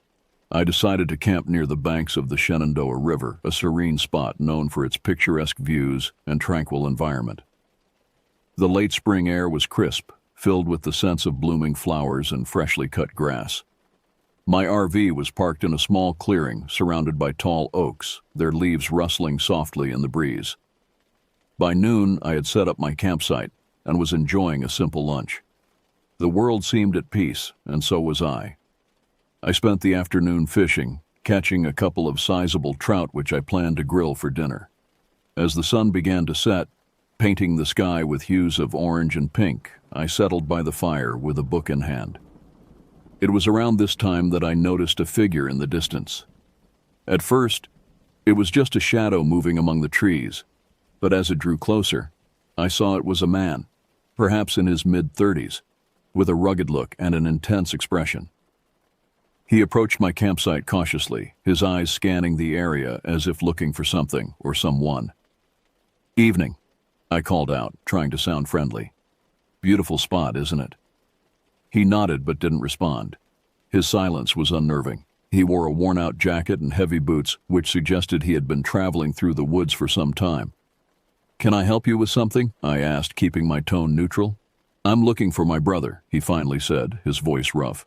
"We got separated a couple of days ago." "I haven't seen anyone else around here," I replied. "You sure he's in this area?" He nodded again.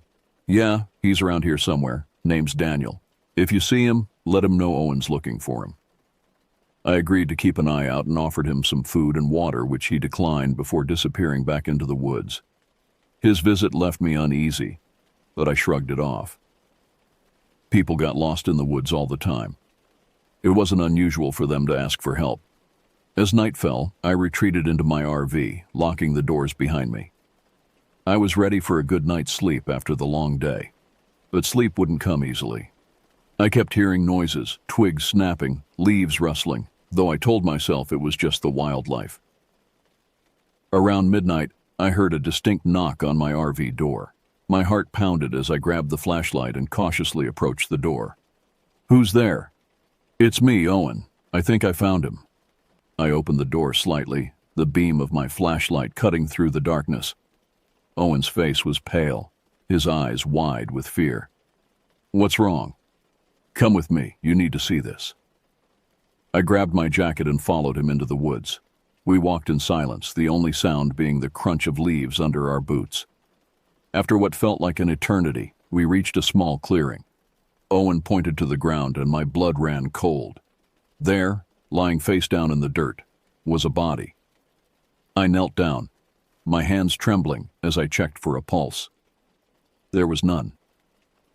The man was dead, his face battered and unrecognizable. "Daniel?" I asked, my voice barely a whisper. Owen nodded. "What happened to him?" "I don't know. I found him like this," he replied, his voice breaking. "We need to call the authorities." We made our way back to my RV, and I dialed 911 with shaking hands. The dispatcher's calm voice was a stark contrast to the panic I felt. I gave them our location and explained the situation. They assured me that help was on the way. As we waited, Owen and I sat in silence, the weight of the situation pressing down on us. The minutes felt like hours. Finally, we saw the flashing lights of the police cars approaching. The officers took our statements and secured the scene, treating it as a potential crime. The rest of the night was a blur of questions and flashing cameras. I felt like I was living someone else's nightmare. By dawn, they had identified the body as Daniel, confirming Owen's worst fears. The police suspected foul play and began their investigation in earnest. Owen was taken in for further questioning, and I was allowed to stay at a nearby motel, my RV now part of a crime scene. The sense of peace I had felt just 24 hours earlier was shattered, replaced by an uneasy feeling that this was far from over. In the following days, the investigation unfolded like a twisted puzzle. It turned out that Owen and Daniel had been involved in some illegal activities, something I had not expected. They were part of a smuggling ring, using the dense woods and secluded campsites as their routes.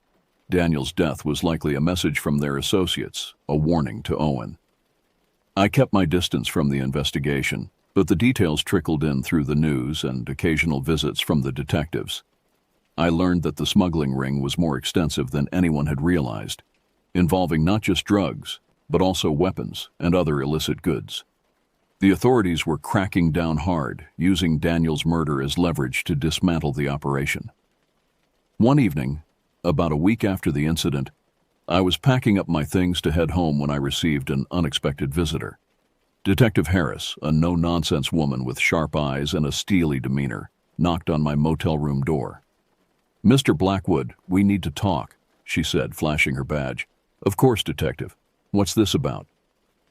"We have reason to believe that you might be in danger," she said, her tone grave. "Owen has been cooperating with us, and his associates might not take kindly to that. They might see you as a loose end." I felt a chill run down my spine. "What do you suggest I do?" "We're offering you protection, but we also need your help. We believe Owen's brother's murder is just the tip of the iceberg. If you're willing to assist us, we can ensure your safety." It was a lot to take in. I had come here for a peaceful camping trip and now found myself entangled in a criminal investigation. But there was no other choice. I agreed to cooperate, knowing it was the only way to stay safe and perhaps make a difference. Over the next few weeks, I worked closely with Detective Harris and her team. They used me as bait, setting up another camping trip to lure the smugglers out. The operation was risky, but it was our best shot at catching them in the act. I found myself back in the woods, this time with a team of undercover officers nearby. The tension was palpable as we waited for the smugglers to take the bait. Hours passed with no sign of them, and I began to wonder if they had seen through our plan. Just as I was about to call it a night, I heard the familiar rustling of leaves. My heart raced as I signaled to the officers, who moved silently into position. A group of men emerged from the trees, their faces hard and eyes filled with malice. They were heavily armed, and it was clear they meant business. "Where's Owen?" one of them demanded. "He's not here," I replied, trying to keep my voice steady. "Wrong answer," the leader snarled, raising his weapon. Before he could pull the trigger, the woods exploded with activity. The undercover officers sprang into action, taking the smugglers by surprise. Gunfire echoed through the trees, and I ducked for cover behind a fallen log. The firefight was intense, but the officers had the upper hand, thanks to their preparation and numbers. When the dust settled, the smugglers were subdued, and the officers quickly secured the area. I emerged from my hiding spot, shaken but unharmed. Detective Harris approached me, a look of relief on her face. "You did well, Lucas. We got them," she said, patting my shoulder. The operation was a success. The smugglers were arrested and their operation dismantled. Owen, in exchange for his cooperation, entered witness protection, hoping to start a new life far from the shadows of his past. As for me, I returned to my RV, the peaceful campsite now a stark reminder of the chaos that had unfolded. I packed up my things, ready to leave the woods behind. The tranquility I once sought here was forever tainted by the memories of that night. But life goes on. I resumed my routine, though with a newfound appreciation for the ordinary moments. The experience had changed me, but not in the way one might expect. I wasn't haunted by nightmares or overwhelmed by fear. Instead, I felt a sense of resilience, a determination to live fully despite the darkness I had witnessed. As I drove away from the Shenandoah River, I glanced in the rearview mirror, the tall oaks receding into the distance. The woods held many secrets, some of which I had uncovered. And while I couldn't forget what happened, I refused to let it define me. Yet as the miles rolled by, I couldn't shake the feeling that something was following me. In the shadows of the trees lining the road, I swore I saw figures moving, keeping pace with my RV. And in the quiet moments, when the engine's hum faded into the background, I could hear whispers carried on the wind, speaking of unfinished business and debts yet to be paid. I gripped the steering wheel tighter, my knuckles turning white.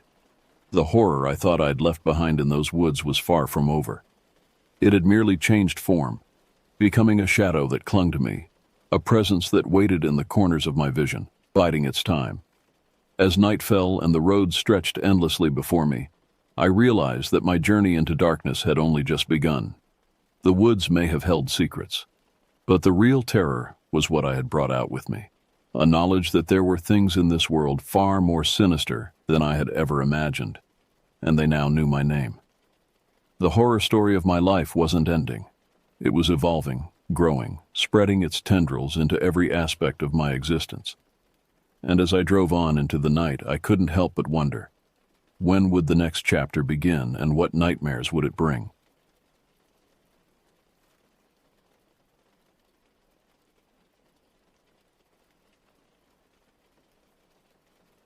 You know, life has a funny way of reminding you that you're not in control as much as you'd like to think. Just when I thought I had things all figured out, it decided to throw me a curveball. I remember it vividly, that day when everything changed. It was supposed to be a relaxing RV camping trip to get away from the hustle and bustle of everyday life. Little did I know, it would become a fight for survival.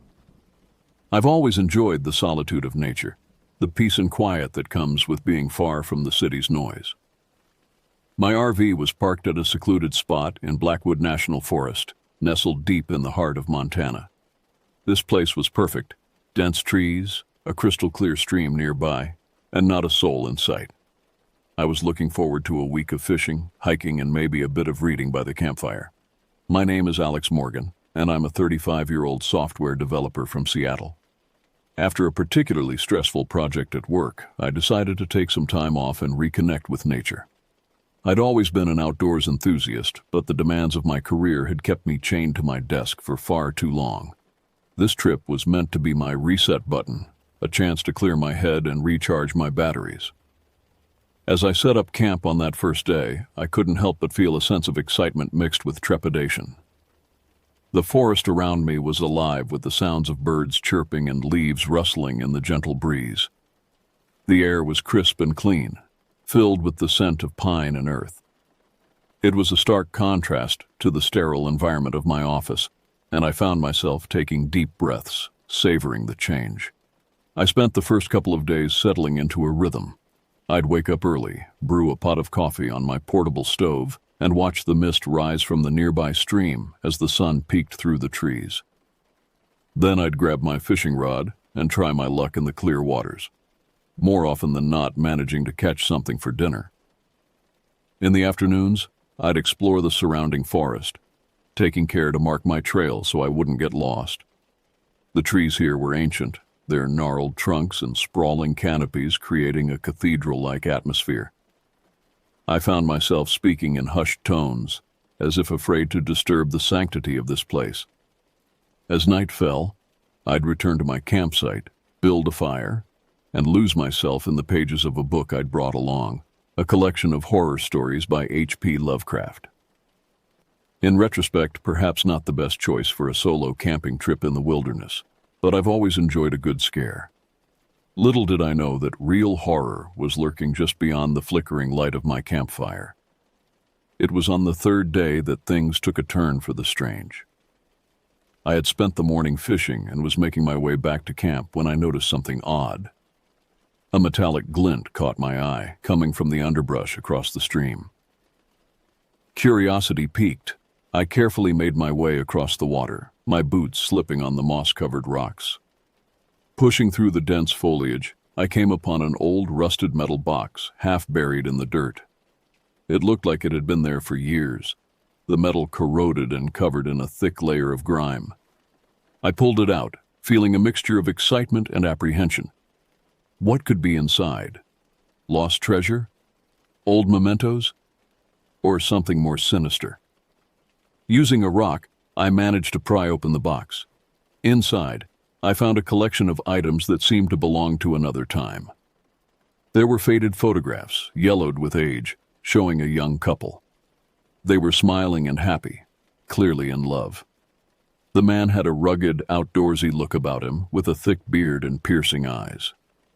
The woman was beautiful, with long, dark hair and a carefree smile that seemed to light up the frame. Along with the photos, there were a few letters. The paper was fragile, and the ink had faded, making them difficult to read. But from what I could make out, they were love letters, filled with passionate declarations and promises of eternal devotion. The handwriting was elegant, speaking of a time when penmanship was valued and taught with care. But it was the small, leather-bound notebook that really caught my attention. The cover was worn and cracked, but the pages inside were still intact. As I flipped through it, I realized it was a journal, filled with handwritten entries detailing the couple's adventures in this very forest. The entries started off innocently enough, describing hikes and camping trips, wildlife sightings, and quiet moments by the campfire. But as I read on, the tone began to change. The writer, who I assumed was the man from the photographs, began to describe strange occurrences. One entry, dated June 17, 1978, stood out. June 17, 1978. Something's not right in these woods. For the past few nights, Emily and I have been hearing strange noises after dark. At first, we thought it was just animals, but it's different. There's a rhythm to it, almost like footsteps, but not quite. And the feeling of being watched is constant now. Emily's scared, though she tries not to show it. I told her it's nothing, but I'm not so sure anymore. Last night, I saw something. A figure, just at the edge of our campsite. It was too dark to make out clearly, but it was tall, unnaturally so. When I shined my flashlight in that direction, it was gone. I didn't tell Emily. No need to frighten her more. We're leaving tomorrow. I love these woods, but something tells me we're not welcome here anymore. The entry ended there, and as I turned the page, expecting to find more, I was met with blank pages. The journal entries stopped abruptly, leaving me with more questions than answers. A chill ran down my spine as I read those words. The sun, which had been high in the sky when I found the box, was now dipping towards the horizon, casting long shadows through the trees. The forest, which had seemed so peaceful just hours ago, now felt oppressive and watchful. I shook my head, trying to dispel the unease that had settled over me. It was just an old story, probably embellished for effect. People love to tell tales about spooky encounters in the woods. It didn't mean anything. Still, as I made my way back to my campsite, I couldn't shake the feeling that something had changed. The birds, which had been singing all day, were now eerily silent. The wind had picked up, rustling the leaves in a way that sounded almost like whispers. By the time I got back to my RV, darkness had fallen. I quickly built a fire, its warm light providing a small circle of comfort in the growing gloom. As I sat down to cook the fish I'd caught earlier, I found my eyes constantly darting to the tree line, searching for... what? A tall figure, a pair of watching eyes. I laughed nervously at myself. "Get a grip, Alex," I muttered. "It's just a story. You're letting your imagination run wild." But as the night deepened, the forest around me seemed to come alive with sounds. Crickets chirped, an owl hooted in the distance, and small animals rustled in the underbrush. Normal nighttime sounds, I told myself. Nothing to worry about. Yet there was something else. A subtle but persistent feeling of being watched. The hair on the back of my neck stood up, and I found myself growing tenser by the minute. I grabbed my flashlight and scanned the perimeter of my camp, its beam cutting through the darkness. Nothing. Just trees and shadows. I tried to relax, focusing on my dinner and the warmth of the fire. But the feeling wouldn't go away. It was like an itch I couldn't scratch, a presence just beyond the reach of my senses. That's when I heard it. A branch snapping close by, too close. I froze, flashlight in hand, and slowly turned towards the sound. The beam of light revealed nothing but trees and shadows, but I knew I hadn't imagined it. "Who's there?" I called out, trying to keep my voice steady despite the pounding of my heart. No response came, just the quiet crackle of my campfire and the distant hoot of an owl. I sat back down, more alert now, my eyes constantly scanning the darkness beyond my little circle of light. Minutes felt like hours as I strained my ears for any unusual sound. Just when I started to relax, convinced I was letting the journal's story get to me, I heard it again. Another snap, even closer this time. I stood up, this time with my hunting knife in hand, and shined the light into the darkness. Still nothing. But the forest was different now.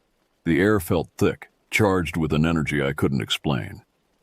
It was as if the woods themselves were holding their breath, waiting for something to happen. Then I saw it, a flicker of movement just beyond the reach of the light. I aimed the beam in that direction and caught a glimpse of something slipping behind a tree. My pulse quickened. This was no animal. The movement was too deliberate, too human. I kept the light trained on the spot and called out again, louder this time. "Show yourself." Silence answered me, but the tension in the air grew thicker. I backed up towards my RV, never taking my eyes off the tree line. Another movement caught my attention, this time to my left. I swung the light around and there, partially hidden by the shadows, stood a man. He was tall, unnaturally so, just like the figure described in the journal. His build was lean, almost emaciated, and he wore tattered clothes that looked like they'd been through hell. But it was his face that sent a jolt of terror through me. Gaunt and pale, with sunken cheeks and wild, feverish eyes, he looked more like a corpse than a living man. Those eyes, glinting in the flashlight's beam, held a mixture of madness and malevolence that made my blood run cold. "Who are you?" I demanded, knife at the ready, though I doubted it would be much use if he decided to attack. He stepped forward, just enough for me to see him more clearly. A sinister smile spread across his face, revealing teeth that were yellow and rotting. "You shouldn't be here," he said, in a low, gravelly voice that seemed to echo in the quiet forest. "This is public land," I replied, trying to sound braver than I felt. "I have every right to be here. Now who are you and what do you want?" His smile widened, and I saw something dark and sticky on his teeth. I prayed it was just poor dental hygiene, but a voice in the back of my mind whispered otherwise. "You found the box, didn't you?" he asked, taking another step closer. I hesitated, but there was no point in denying it. "Yes, what of it?" "You should have left it buried," he said, his voice dripping with menace. "Now you're involved." "Involved in what?" I asked, my grip tightening on the knife. "In what happened to them," he replied, gesturing vaguely towards the forest. "In what's been happening here for decades." I didn't wait to hear more. I bolted for the RV, slamming the door shut behind me and locking it. My heart was racing, and I could hear my pulse pounding in my ears. I grabbed my phone, cursing when I saw there was no signal. With shaking hands, I grabbed my keys and started the engine, ready to get the hell out of there. But as the headlights cut through the darkness, I saw him again, standing in front of the RV, blocking my path. His expression was one of cold determination, and I knew with certainty that he had no intention of letting me leave. I honked the horn, a long, angry blast that echoed through the forest. He didn't budge. Desperation clawed at me as I realized I was trapped. The RV suddenly felt claustrophobic, and I knew I couldn't stay here. Making a split-second decision, I floored the gas pedal. The RV lurched forward, and at the last second, the man moved, avoiding the impact. But I didn't stop to see where he went. I drove down the narrow, winding road as fast as I dared, my hands white-knuckled on the steering wheel. The forest around me seemed to close in, the trees leaning in like silent witnesses to my terror. I kept glancing in the mirrors, half expecting to see him chasing after me, moving with that unnatural speed that only exists in nightmares. Finally, I reached a small clearing where the road widened enough for me to turn around. I took a deep breath, trying to calm my racing heart, and decided to head back to the main highway, leaving the campsite and all my gear behind. I didn't care about any of it anymore. All I wanted was to get out of those woods and back to civilization. The man's words echoed in my mind. "You're involved." I couldn't shake the feeling that he was right. that I'd stumbled into something far bigger and more terrifying than a simple camping trip gone wrong. The headlights picked up a sign pointing towards the highway, and I felt a surge of relief. Just a few more miles and I'd be out of this nightmare. But life, as I mentioned earlier, has a way of reminding you that you're not in control. Just as I thought I was safe, something heavy slammed into the side of the RV. The impact was so sudden and violent that I lost control of the vehicle. It skidded off the road, tires screeching against the asphalt. I fought to regain control, but it was useless. The RV tipped and crashed into a ditch with a sickening crunch of metal and breaking glass. The world spun around me, a kaleidoscope of darkness and pain. Then everything went black. When I came to, I was lying on the floor of the RV, dazed and disoriented. Pain shot through my body, and I could taste blood in my mouth. The interior of the RV was a mess, with broken glass and scattered belongings everywhere. I tried to move to assess the damage, but my body protested. Every inch of me ached, and I was pretty sure I had at least a few broken ribs. The metallic tang of blood filled my nostrils, mixed with the acrid smell of leaking gasoline. That's when I heard it. Footsteps, slow and deliberate, approaching the RV. My heart, which had been pounding, seemed to stop altogether.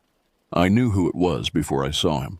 The door, which had been dented inward from the crash, was suddenly ripped open with inhuman strength, and there he stood, silhouetted against the night sky, his eyes gleaming with a predatory light. "You shouldn't have run," he snarled, reaching in and dragging me out into the cold night air. I tried to fight back, to resist, but my limbs felt like lead. He threw me to the ground and I landed hard, the impact driving what little air I had left from my lungs. "You should have left well enough alone," he continued, looming over me. "But now you're part of it, just like they were." I struggled to my feet, my vision blurry and my mind reeling. "What do you want from me?" I gasped, tasting blood with every word. His lips curled into that twisted smile again. "Justice," he replied. "For them. For all of them." He pulled out a knife, its blade glinting in the moonlight. It looked old, possibly as old as the box I'd found in the woods. I knew then that this was it. If I didn't act now, I'd end up like the couple from the photos, another victim of whatever madness plagued these woods. Summoning every ounce of strength I had left, I lunged at him. The move caught him off guard, and we grappled, the knife between us. My survival instincts kicked in, overriding the pain and fear. In that moment, nothing mattered except getting that knife. We struggled, our breaths coming in ragged gasps. He was strong, unnaturally so, but desperation lent me strength I didn't know I possessed. Somehow, miraculously, I managed to wrench the knife from his grip. Without thinking, driven purely by the instinct to survive, I drove the blade into his side. He let out a strangled cry, more of surprise than pain, and staggered back. Blood, dark and viscous, oozed between his fingers as he clutched the wound. He sank to his knees, those wild eyes now filled with a mixture of pain and... was that relief? For a moment we stared at each other, both of us panting heavily. Then, to my utter shock, he began to laugh. It was a terrible sound, a wheezing, broken noise that sent chills down my spine. "You don't understand," he gasped between bursts of laughter. "This changes nothing. You're still part of it now. They'll come for you, just like they came for me." I didn't wait to hear more. Clutching my injured ribs, I stumbled back to the RV. By some miracle, the engine sputtered to life when I turned the key. I threw it into reverse, wincing at the screech of metal as the vehicle pulled itself free from the ditch. As I drove away, I could still hear his laughter echoing through the trees. I kept expecting him to appear in my rearview mirror, but he never did. The winding forest road seemed endless, each turn revealing more darkness, more trees that all looked the same in the dim headlights. It felt like hours before I finally saw the lights of civilization. The small town of Millbrook appeared like an oasis in the desert. I pulled into the first gas station I saw, my hands shaking so badly I could barely put the RV in park. The attendant, a middle-aged man with a kind face, took one look at me and called the police. Within minutes, the quiet gas station was a flurry of activity. Police cars, an ambulance, curious onlookers. It was all a blur. I told my story to the police, watching their expressions change from skepticism to concern. They took my statement, and immediately sent units to investigate the forest and the crash site. The paramedics patched me up, confirming my suspicions about the broken ribs and adding a concussion to the list of injuries. The next few days passed in a haze of hospital rooms, police interviews, and sleepless nights. They found the crash site, my abandoned campsite, even the old metal box with its contents. But of the strange man, there was no sign, no body, no blood trail, nothing to corroborate my story except the knife wound in my side that the doctors said was defensive. The case was eventually classified as self-defense against an unknown assailant, likely a drifter or escaped mental patient, they said. I was free to go, to return to my life in Seattle, but I knew deep down that it wasn't over. In the months that followed, I tried to put the incident behind me. I returned to work, to my comfortable apartment, to the rhythms of city life. But the forest never truly left me. I'd wake up in cold sweats, the man's laughter ringing in my ears. I'd see tall, gaunt figures out of the corner of my eye, only to turn and find nothing there.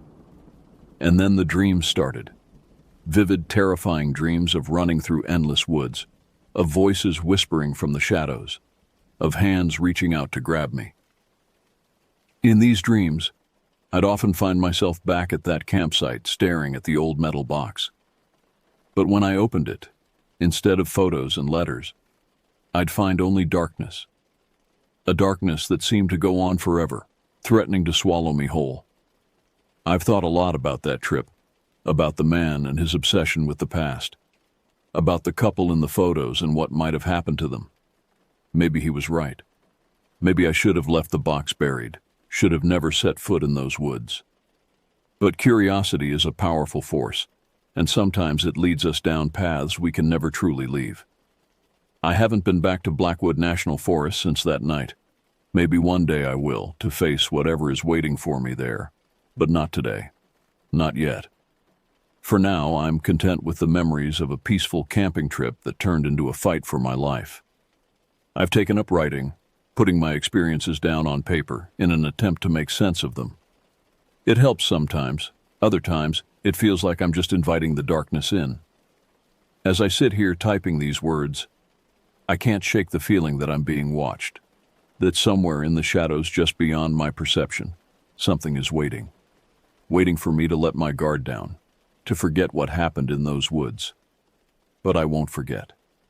I can't, because deep down, I know the truth that I've been trying to deny all these months. The man in the forest was right. I'm involved now. And whatever dwells in the shadows of Blackwood Forest isn't finished with me yet. Sometimes, late at night when the city sleeps and the world grows quiet, I swear I can hear it, a faint whisper carried on the wind, calling me back to the woods. And in those moments I wonder not if, but when I'll answer that call. Because the forest is patient, and now so am I.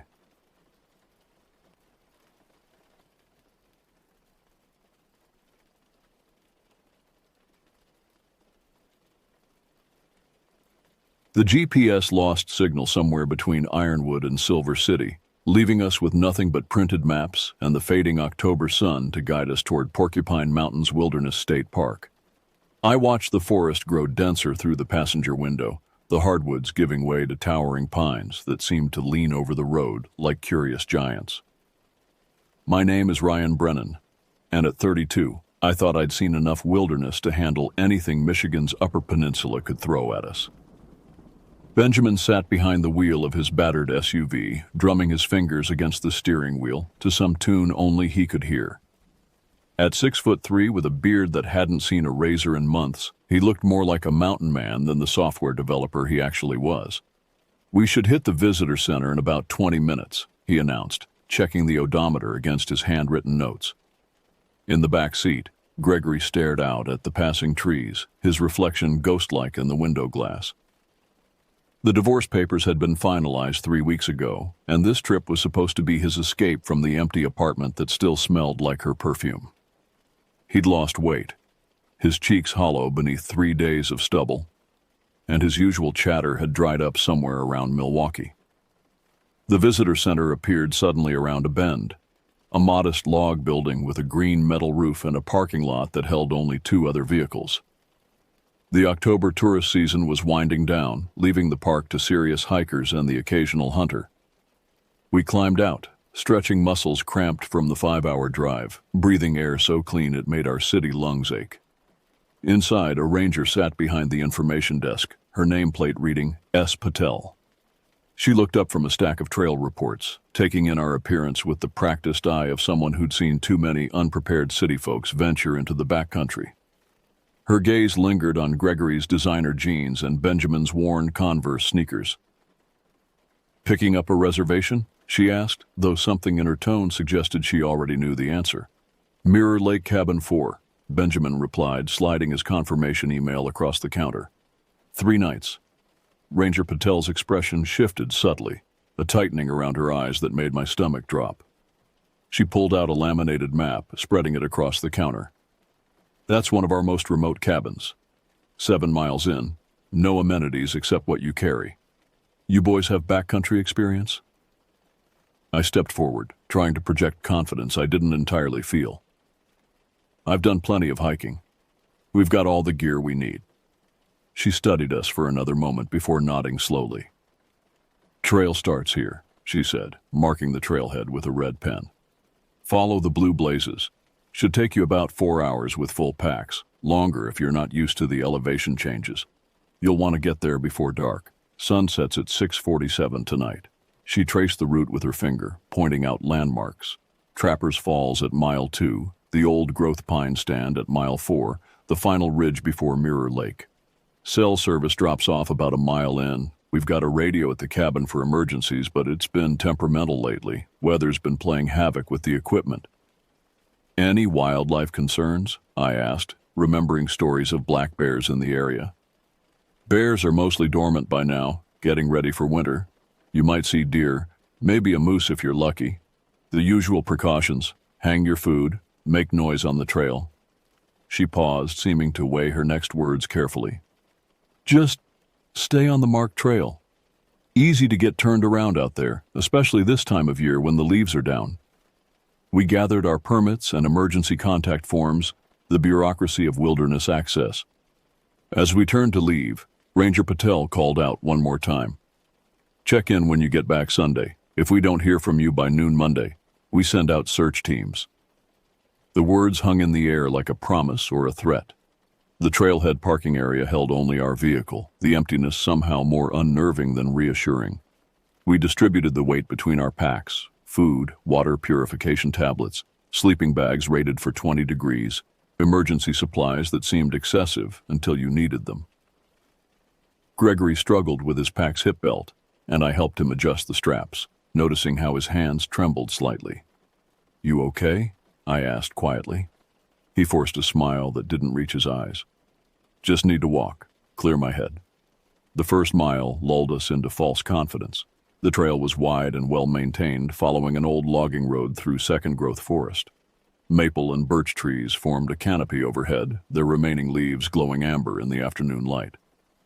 Benjamin led the way, his long strides eating up distance, while Gregory and I settled into a steadier pace behind him. At Trappers Falls, we stopped to rest and refill water bottles. The falls weren't spectacular, maybe 15 feet high, but the sound of rushing water provided a welcome soundtrack after the oppressive quiet of the forest. I noticed Gregory taking photos with his phone, probably from habit, more than any desire to preserve memories. "No signal," he said, showing me the screen. Patel wasn't kidding. The trail grew narrower after the falls, switching back up a steep hillside that had us all breathing hard. My pack, which had seemed reasonable at the car, now felt like it contained bricks. Sweat soaked through my base layer despite the cool air. Gregory stopped frequently, ostensibly to drink water but really to catch his breath. By mile 4, the forest had changed character entirely. The hardwoods gave way to massive white pines, their trunks so wide it would take 3 people holding hands to encircle them. The forest floor was carpeted in brown needles that muffled our footsteps. Here the silence was complete. No birds, no rustling leaves, just our labored breathing and the creak of pack straps. "This is incredible," Benjamin said, craning his neck to see the tops of the trees. "Some of these have to be 200 years old. But something about the cathedral-like atmosphere made me uneasy." The trees seemed to press in from all sides, their dark trunks like bars of an enormous cage. When we started walking again, I found myself glancing back frequently, unable to shake the feeling that something watched us from between those ancient trees. The final ridge nearly broke us. The trail climbed 500 feet in less than half a mile, a series of switchbacks that seemed designed to test both physical endurance and mental fortitude. Gregory had gone quiet, focusing all his energy on putting one foot in front of the other. Even Benjamin's cheerful commentary had dried up. When we finally crested the ridge, the view made it worthwhile. Mirror Lake spread out below us, a perfect oval of dark water reflecting the sky like its namesake. The cabin sat on the far shore, a tiny box of logs that looked impossibly remote. The trail descended through a series of wooden steps and erosion bars, our knees protesting with each jarring impact. The cabin materialized from the forest like something from a fairy tale, if fairy tales included warnings about isolation and dwindling daylight. Built from massive logs chinked with concrete, it squatted in a small clearing 50 yards from the lake shore. A stone chimney rose from one end, and a covered porch ran along the front, complete with 2 weathered rocking chairs that looked like they hadn't been sat in for years. Benjamin fumbled with the lockbox, entering the combination Patel had given us. The door swung open on hinges that squealed like something in pain, revealing an interior that smelled of old smoke, damp wood, and something else, a mustiness that spoke of spaces closed up too long. The cabin's main room served as kitchen, dining area, and living space all in one. A cast-iron stove dominated one corner, its chimney pipe disappearing into the stone fireplace. Rough wooden shelves held a few pots and pans, some mouse-chewed paperback novels, and an emergency radio that looked like it belonged in a museum. A ladder led to a sleeping loft, while 2 narrow cots occupied opposite walls of the main floor. "Home sweet home," Benjamin said, but his voice lacked its usual enthusiasm. We unpacked methodically, each claiming our sleeping space. Benjamin took the loft, leaving Gregory and me the cots below. As darkness pressed against the windows, which came so much faster here, without streetlights or the glow of civilization, we got the stove going and heated our dinner. Freeze-dried beef stew that tasted like salted cardboard but filled our empty stomachs. The temperature dropped rapidly once the sun disappeared behind the ridge. We layered on fleeces and gathered on the porch, passing Benjamin's flask of whiskey between us. The stars emerged in numbers I'd never seen before, the Milky Way a bright river across the sky. "Remember that camping trip senior year?" Benjamin asked, the whiskey loosening his tongue. "When Morrison thought he saw a bear, but it was just Hendricks taking a leak in the bushes?" Even Gregory smiled at that, the first genuine expression I'd seen from him in days. We traded stories of other trips, other times, carefully avoiding any mention of Gregory's ex-wife or the life he was trying to leave behind. The whiskey burned pleasantly, and for a moment, I could almost believe this was just another adventure. 3 friends escaping the real world for a weekend. The first knock came at 11:47 p.m. I know the exact time because I'd just checked my watch calculating how many hours until dawn. The sound was deliberate. 3 measured raps that seemed to echo in the small space. We all froze, the last drops of whiskey forgotten. "Did you hear that?" Gregory's voice was barely a whisper. Before anyone could answer, the knocks came again. 3 strikes, evenly spaced, definitely on the front door. Benjamin was already climbing down from the loft, headlamp casting wild shadows on the walls.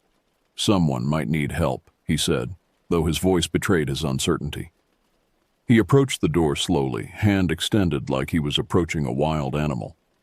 The door handle was cold under his palm. I could see him flinch at the touch. He pulled it open in one swift motion. Nothing. The beam of his headlamp swept across the empty porch, the clearing, the edge of the forest. Nothing moved. No one called out. The night stared back at us, darker than anything I'd experienced in the city. "Hello?" Benjamin called, his voice swallowed immediately by the darkness. "Anyone out there?" Gregory joined him at the door, his own flashlight adding to the search. "Look," he said, voice tight with fear. "Look at the ground." The footprints circled the cabin in a perfect loop, each print clearly defined in the soft earth. But these weren't boot prints or even shoe prints. They were bare feet, small enough to be a child's, the toes splayed wide, as if the walker had never worn shoes. The prints were deep, suggesting someone had stood in each spot for a while, not just walked past. "What kind of person walks barefoot out here?" Gregory asked, his flashlight beam trembling as he traced the path. "It's got to be 40 degrees. Benjamin knelt beside one of the clearer prints, comparing it to his own boot. Kids, maybe? Local kids playing pranks on the tourists? But even as he said it, I could hear the doubt in his voice. We were 7 miles from the nearest road, up a trail that had challenged us in daylight with proper gear. What child would make that journey barefoot in the dark? We retreated inside, and Benjamin barred the door with a heavy wooden bench. The shutters, which we'd ignored earlier, suddenly seemed like necessary protection. We closed and latched each one, sealing ourselves inside the cabin like a fortress. Nobody suggested going back to sleep. We sat in the main room, the stove crackling softly, ears straining for any sound from outside. Every pop of expanding wood made us jump. Every brush of wind against the walls sounded like searching fingers. "There's a logical explanation," Benjamin insisted, but he gripped his knife like a talisman. "Has to be." Around 3 a.m., I heard movement outside. Not knocking this time, but a careful shuffling through the fallen leaves, circling the cabin slowly. I moved to one of the shuttered windows, finding a gap where the wood had warped. Pressing my eye to the crack, I peered out into the moonlit clearing. A figure stood at the edge of the forest, perhaps 30 yards away. In the pale light, I could make out only the silhouette. Thin, motionless, human in shape, but wrong in every other way. The proportions were off, the arms too long, the head tilted at an angle that hurt to look at. It didn't move, didn't gesture, just stood there, facing the cabin, watching. I pulled back from the window, heart hammering so hard I was sure the others could hear it. When I looked again a moment later, the figure was gone, leaving only empty forest and racing shadows. Dawn came like a reluctant friend, the sky lightening in barely perceptible increments. None of us had slept again. Gregory sat hunched on his cot, arms wrapped around his knees. Benjamin paced the small space, checking and rechecking the windows. When full daylight finally arrived, we ventured outside cautiously, like prey animals emerging from hiding. The footprints remained, hardened now by the morning frost. But there were more tracks now, dozens of them, weaving between the trees in patterns that made no sense. Some led to the lake and disappeared at the water's edge. Others simply stopped, as if the walker had vanished mid-stride. "We should leave," Gregory said, his voice hollow. "Pack up, hike out. Now." Benjamin ran his hand through his hair, conflicted. "It's 7 miles. We're exhausted. If we leave now, we might not make it before dark, and then we're stuck on the trail at night." "Better than staying here," Gregory countered. They both looked at me, waiting for the deciding vote. I studied the tracks again, trying to find some rational explanation. Hikers playing elaborate pranks, local teenagers with too much time, a hermit living in the woods. But none of it explained the wrongness I'd felt looking at that figure, the way my primitive brain had screamed warnings. "One more night," I said finally. "We leave at first light tomorrow, rested and ready. Tonight we stay together, keep watch in shifts." It was the wrong decision.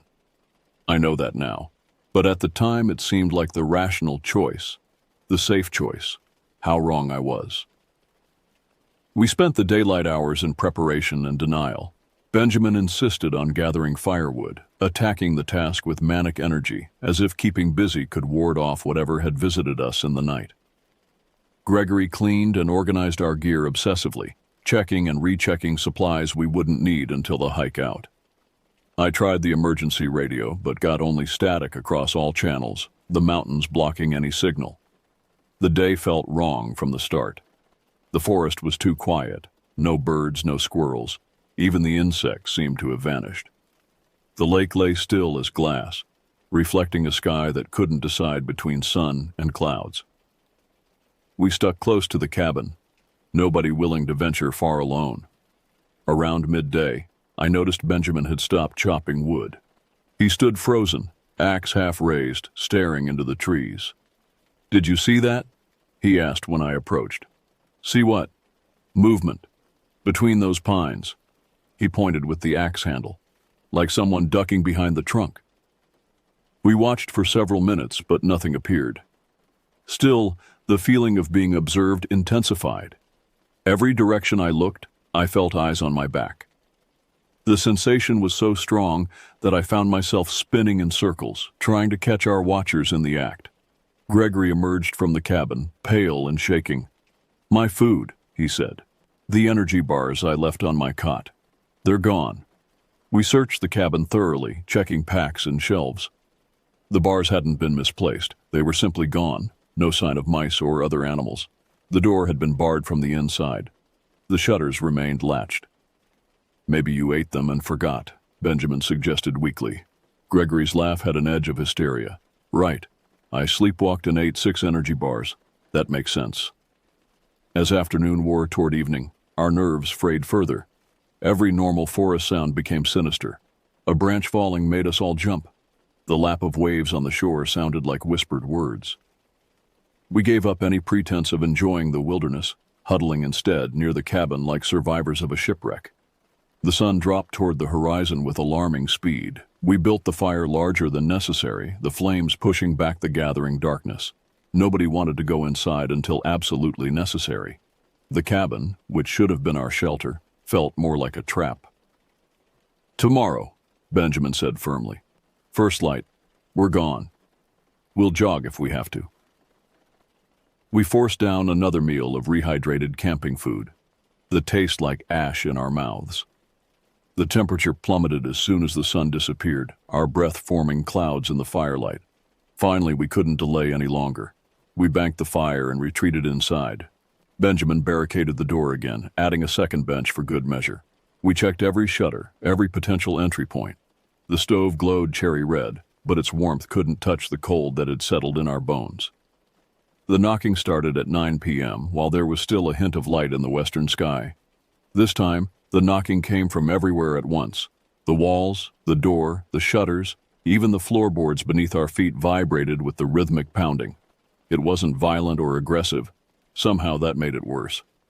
The measured, patient quality suggested our visitors had all the time in the world. Benjamin gripped his knife, backing toward the center of the room. Gregory pressed himself against the far wall, eyes wide and glassy with terror. I found myself counting the knocks, trying to find a pattern, but they overlapped and echoed until I lost track. Then, as suddenly as it had started, the knocking stopped. The silence was deafening. We stood frozen, waiting for the next assault.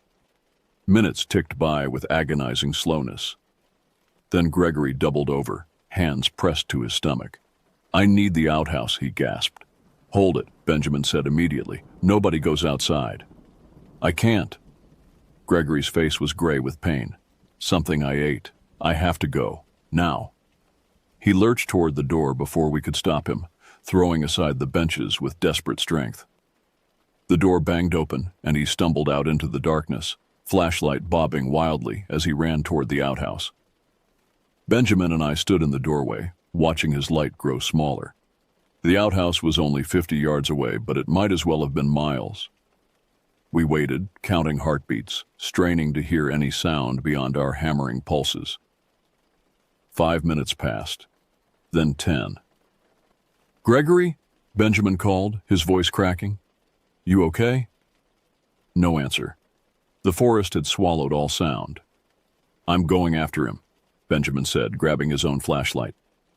"We go together," I insisted, though every instinct screamed at me to stay inside. We moved carefully across the clearing, flashlights sweeping in wide arcs. The outhouse door hung open, creaking slightly in a breeze I couldn't feel. Benjamin's light illuminated the interior, empty. Gregory's flashlight lay on the ground outside, still on, its beam pointing toward the trees. "Gregory!" Benjamin shouted, abandoning caution. "Where are you?" I knelt by the flashlight, my beam catching clear tracks in the soft earth. Gregory's boot prints led from the outhouse toward the forest, steady and even.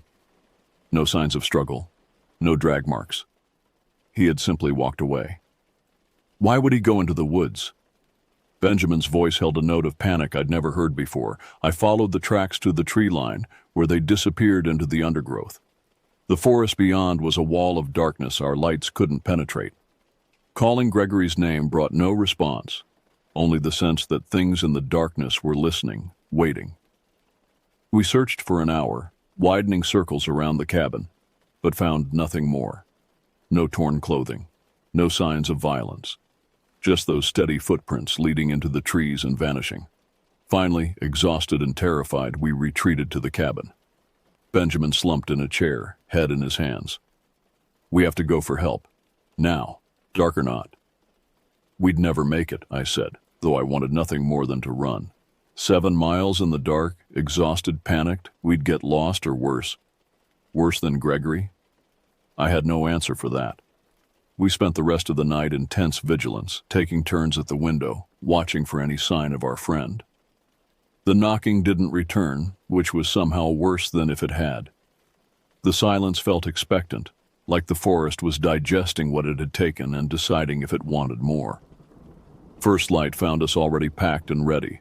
We'd dismantled the barricades at the first hint of dawn, standing at the door like sprinters waiting for the gun. Benjamin's face was haggard, aged years in a single night. Neither of us had mentioned leaving Gregory behind. We both knew he was gone in a way that made searching pointless. The morning was crisp and clear, mocking us with its beauty. Frost sparkled on the grass and the lake reflected a cloudless sky. In daylight, the clearing looked innocent, even inviting. Only the footprints remained as evidence of our nighttime visitors. We closed the cabin door behind us, not bothering to lock it. Whoever, whatever, had been here didn't need keys. The trail beckoned, our escape route through the wilderness. We set off at a pace just short of running, packs bouncing painfully against our backs. The forest seemed different in our fear-fueled flight. Trees I'd admired on the way in now loomed threateningly. Every shadow could hide a watcher. Every sound might herald pursuit. We didn't stop at Trapper's Falls, didn't pause to catch our breath on the steep climbs. Fear drove us forward when exhaustion would have stopped us. The blazes, Benjamin gasped after an hour of hard hiking. Where are the trail markers? I looked where he pointed. The blue blazes that had guided us to the cabin were gone, not faded or obscured, removed. Fresh tool marks on the trees showed where someone had systematically chipped away the paint. We have the compass, I said, pulling it from my pocket. East. We just need to go east. We abandoned the trail, bushwhacking through increasingly dense undergrowth. Branches tore at our clothes and packs. Benjamin used his knife to hack through the worst tangles, but progress was agonizingly slow. The compass needle pointed steadily east, but the forest seemed to shift around us, familiar landmarks appearing where they shouldn't be. After 2 hours of struggle, we stopped to rest and reassess. Benjamin carved a deep X into a distinctive pine tree. Marker, he explained, so we know if we're going in circles. We continued east, checking the compass obsessively. The forest pressed closer until we were forcing our way through gaps barely wide enough for our bodies. Then Benjamin stopped so suddenly I ran into his back. Ahead, impossibly, stood the pine tree with his carved X. No, he whispered. No, we went straight. I checked the compass every few minutes. I looked at the device in my hand. The needle pointed east, exactly as it had for hours. Yet somehow we'd circled back to our starting point. The impossibility of it made my mind reel. Off trail, I said, desperation creeping into my voice. Forget the compass. We pick a direction and go straight. Eventually, we have to hit something. A road, another trail, anything. We plunged deeper into the wilderness, reason abandoned in favor of panic. Time lost meaning as we fought through the undergrowth. Once, I thought I saw a face peering at us from behind a tree. Pale, elongated, with eyes that reflected light like an animal's. When I looked again, it was gone. Benjamin grabbed my arm, pointing wordlessly. Through a gap in the trees, barely visible, something moved. Not walking, but gliding, keeping pace with us effortlessly despite the tangled terrain. I caught a glimpse of bare feet, impossibly clean despite the forest floor. before the figure vanished behind a massive oak. We ran then, crashing through the forest with no thought for direction or obstacles. Branches whipped our faces. Roots sent us stumbling. Our packs caught on everything, but we didn't dare stop to free them. Behind us, or was it ahead, came the soft sound of pursuit, barely audible but absolutely certain. The road appeared so suddenly, we nearly ran into traffic. One moment we were deep in trackless forest, the next we burst onto gravel, a Park Service truck bearing down on us. The ranger slammed on his brakes, eyes wide at our appearance, torn clothes, wild eyes, faces scratched and bleeding. "Mirror Lake," I gasped. "Our friend, still there, taken." The ranger's expression shifted from surprise to grim understanding. He'd seen something like this before. The search began within hours. Rangers, state police, volunteer search and rescue teams with dogs, all converging on Mirror Lake with military precision. Benjamin and I were separated, questioned individually about every detail of our experience. I told them about the footprints, the knocking, Gregory walking away into the forest. The detective, taking my statement, wrote everything down without expression, neither believing nor disbelieving. They found Gregory's pack at the cabin, untouched. His boots were discovered a quarter-mile into the forest, placed neatly side by side as if he'd simply decided to continue barefoot. The search dogs followed his trail for another mile before losing it at a stream. No other trace was ever found. On the second day of searching, they made the discovery that changed everything. Behind the cabin, in an area we'd never explored, searchers found a clearing. Dozens of structures made from sticks, bones, and feathers stood in precise geometric patterns. Some were clearly old, weathered by seasons of exposure. Others looked fresh, including one that made my blood freeze, a human figure made of branches draped with strips of fabric that matched Gregory's jacket. The forensic team photographed everything before dismantling the site. They found bones, too many bones, some clearly from deer and small animals. Others were harder to identify. The soil in the clearing showed signs of disturbance going back years, maybe decades. Cult activity, the lead detective told us, though his eyes suggested he didn't fully believe his own explanation. Probably a group that's been using the area for years. They must have seen you arrive and decided to scare you off. But that didn't explain the footprints, the impossible navigation failures, or how Gregory had simply walked away. It didn't explain what I'd seen watching us from the forest, those wrong proportions, that inhuman stillness. The investigation continued for weeks before quietly fading away. The cabin was permanently closed, the trail blocked off. Officially, Gregory was listed as missing, presumed lost in the wilderness. The strange sights behind the cabin were attributed to persons unknown and filed away. 3 months later, I received a call from Ranger Patel. She spoke carefully, as if worried about being overheard. A trail camera near the cabin, one that had been thought broken, had been recovered with intact memory. The IT team had finally extracted the images. "I'm sending you one photo," she said. "After you see it, delete it. Don't share it. Don't talk about it. Just, I thought you should know." The email arrived minutes later. I stared at the attachment for a long time before opening it, some part of me already knowing what I'd see. The timestamp showed 2:47 a.m. on our second night. The infrared image was grainy but clear enough. 3 figures stood in front of the cabin, arranged in a perfect triangle. They were naked despite the cold, their skin pale as bone. Their limbs were too long, joints bending in ways that hurt to look at. Their faces were human enough to be recognizable as such, but wrong in every proportion, eyes too large, mouths too wide, expressions utterly blank. They stood perfectly still, staring at the cabin door with infinite patience. I deleted the photo as instructed, but the image burned itself into my memory. Sometimes, on dark nights when wind rattles my windows, I think about those things standing outside the cabin. I wonder if they're still out there in the deep woods, waiting with inhuman patience for the next visitors to Mirror Lake. Gregory never came home. His ex-wife eventually had him declared dead, collected the insurance, and moved on. Benjamin doesn't hike anymore. He sold all his gear and refuses to talk about that weekend. As for me, I still wake up sometimes thinking I hear knocking, 3 measured raps that echo through my dreams. The Park Service never reopened that section of trail. On maps, the area around Mirror Lake is now marked as closed for restoration with no end date given. Sometimes hikers report strange sounds from that direction, knocking that echoes through the forest or voices calling in the night. The rangers tell them it's just the wind or settling wood or their imagination. But I know better. I know what waits in the deep woods of the Porcupine Mountains, patient and hungry and utterly inhuman. I know because I saw them, and they saw me. And sometimes on the coldest nights I wonder if they followed us home.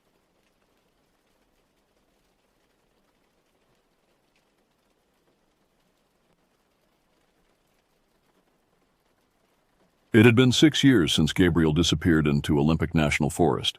He'd vanished along the Bogachil River Trail, a popular hike near Solduck River, known for its rugged terrain and dense woods.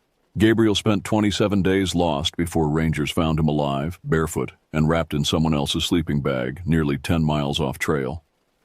He'd never explained what happened, never answered our questions, and soon after, he drifted away from our lives altogether. The years passed in uneasy silence. Gabriel became a ghost in our memories, a reminder of something we couldn't understand or explain. His disappearance had haunted our group, leaving questions that festered like infected wounds. Maya and I had tried reaching out countless times, but Gabriel had built walls around himself that seemed impenetrable.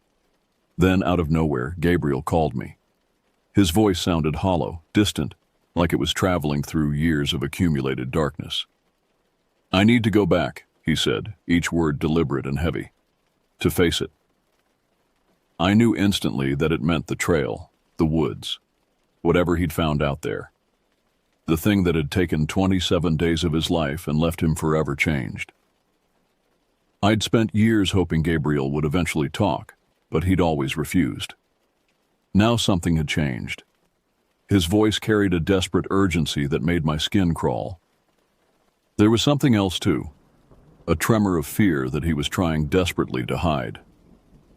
Maya was skeptical when I told her about Gabriel's call, but insisted she come along, partly out of concern and partly curiosity, I suspect.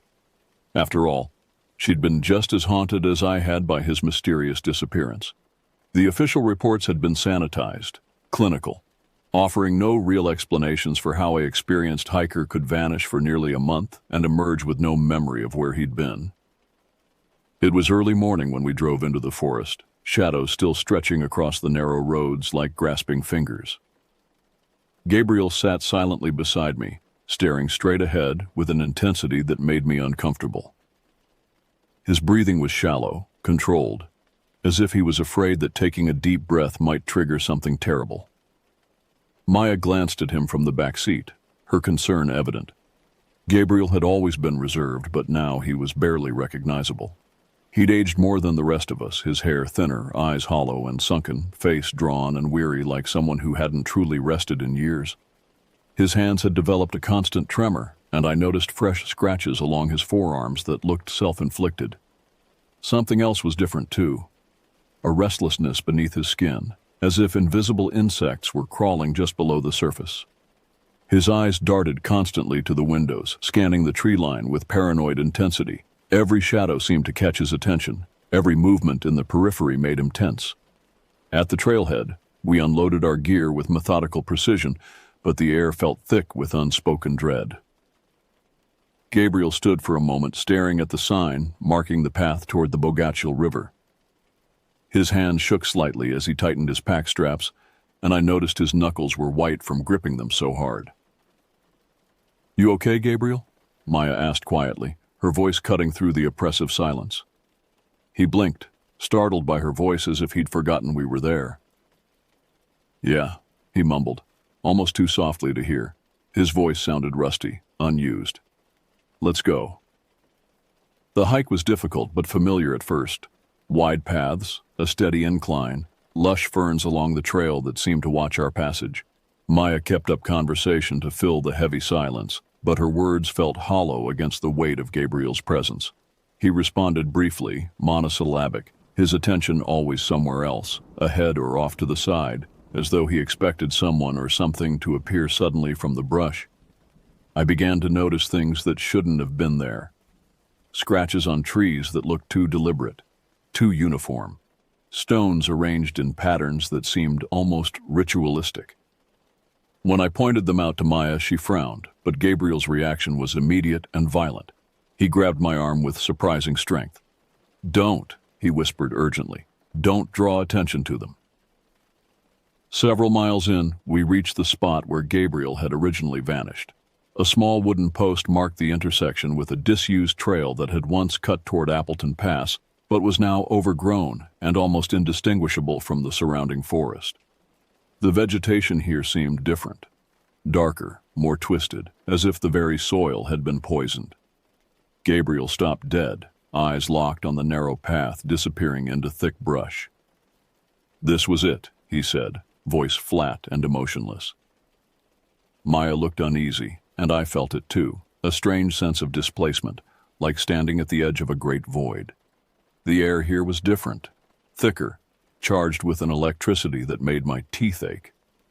Something was fundamentally wrong about this place, something that went beyond the normal dangers of wilderness. Gabriel crouched, tracing his fingers along the ground as if trying to recall some crucial detail. His movements were reverent, almost religious, and when he looked up at us, his eyes had darkened to black pools. "We shouldn't stop here," he said, but his voice carried no conviction. The temperature seemed to drop as we stood there. My breath began to mist, despite the mild weather. Maya wrapped her arms around herself, shivering. In the distance, something howled. Not an animal sound, but something that seemed to come from a human throat stretched beyond its natural limits. We continued for another hour, following the main trail deeper toward Slide Lake. Gabriel moved ahead faster now, urgent in his stride, occasionally glancing back with a look of quiet desperation. His gait had become mechanical, purposeful, as if he was being pulled forward by invisible strings. Maya caught my arm, whispering nervously, "I don't think we should have agreed to this." "We owe it to him," I said softly, trying to reassure myself as much as her. But the words felt empty, meaningless against the growing sense of wrongness that pressed down on us like a physical weight. The forest around us had begun to change. The trees grew closer together, their branches intertwining overhead to block out most of the sky. The undergrowth became denser, more aggressive, with thorns that seemed to reach out and grab at our clothes. The very air felt hostile, thick with spores and the sweet smell of decay. Gabriel's muttering had become more frequent, more urgent. I strained to hear what he was saying, but the words were in no language I recognized. They had a rhythmic quality, like a prayer or incantation, and they made my stomach twist with unease. At dusk, we made camp near an abandoned fire ring, the stones half buried by years of neglect. The ring was larger than it should have been, the stones arranged in patterns that hurt to look at directly. As darkness fell, the temperature plummeted with unnatural speed. Maya set up her tent with shaking hands while I tried to convince Gabriel to rest, but he shook his head sharply. "I'm staying outside," he insisted, voice strained. "It doesn't want barriers this time." Maya shot me an alarmed look, her eyes wide with fear. I said nothing, unsure how to handle the situation. Gabriel's behavior had moved beyond concerning into genuinely terrifying territory. We ate dinner silently around a small fire that seemed to provide no warmth. Gabriel hardly touched his food, staring intensely into the trees, his eyes reflecting the firelight like an animal's. The flames cast writhing shadows that seemed to move independently of their sources, creating shapes that looked almost human. Occasionally, Gabriel mumbled something under his breath, a series of disconnected words I couldn't catch clearly. But I began to notice that the sounds of the forest, the cricket chirps, the rustling leaves, would pause whenever he spoke, as if the entire wilderness was listening. Later, anxiety gripped my chest like a steel band. I stepped out quietly, needing air, and noticed Gabriel was gone from the fireside. Fear tightened my throat as I scanned the darkness, my eyes struggling to adjust to the profound blackness between the trees. Finally, I saw him, standing barefoot by the riverbank, staring at the black, silent water. He was speaking to something, his voice urgent and pleading. I approached cautiously, my footsteps muffled by the thick moss, until I was close enough to make out his words clearly. "No," he was saying desperately. "No, I'm here now. I told you I'd come back. Please, just take me. Leave them alone." I froze, afraid to interrupt, not knowing who or what he might be speaking to. The river made no sound. Even its current seemed to have stopped. The silence was so complete, it felt like being buried alive. Before I could react, Gabriel turned suddenly, eyes wide and glassy, illuminated briefly in moonlight. They weren't his eyes anymore. They were too dark, too deep, like looking into abandoned wells. "You shouldn't be here," he whispered hoarsely. "You never should have come. It's hungry, and it's been waiting." A chill crawled down my spine as he brushed past, heading back toward camp without another word. I stood alone, heart pounding, staring into the endless dark of the forest around us. In the distance, something laughed, a sound like breaking glass mixed with screaming. We broke camp early the next morning, none of us having truly rested. Gabriel hadn't said another word since the strange moment by the riverbank, but his silence was somehow worse than his rambling. The trail narrowed, the forest thickened, and each step forward felt heavier, more reluctant. Maya moved closer to me as we walked, casting worried glances toward Gabriel, who had drifted ahead of us. His movements had become inhuman, too fluid, too purposeful. Occasionally he paused and tilted his head, as if listening for something we couldn't hear. When he did this, the forest would go completely silent, as if holding its breath. "You hear anything?" Maya whispered, her voice barely audible. "Nothing," I said, straining to listen past the rustling leaves, my heart beating loudly in my ears. "Just trees." But that wasn't true. There was something else, a low humming that seemed to come from the earth itself, a vibration that I felt in my bones rather than heard with my ears.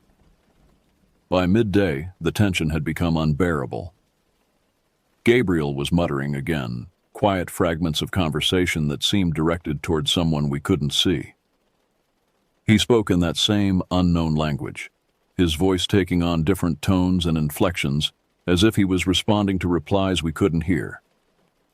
His pace quickened, each step pushing deeper into wilderness that grew increasingly alien. The trees here were wrong, their bark was too dark, their branches grew in spirals that defied nature, and their leaves rustled without wind. "Gabriel, maybe we should slow down," I called, but my voice seemed to be absorbed by the forest before it could reach him. He ignored me, stepping faster, leading us away from the established trail into a maze of fallen trees and overgrown brush. Shadows lengthened around us, but the darkness felt artificial, as if it was being pulled down over us like a blanket. Maya reached for my hand, gripping it tightly.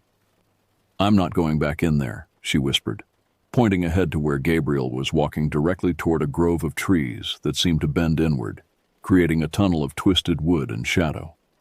Before I could respond, Gabriel stopped abruptly, turning to face us with eyes that no longer belonged to him.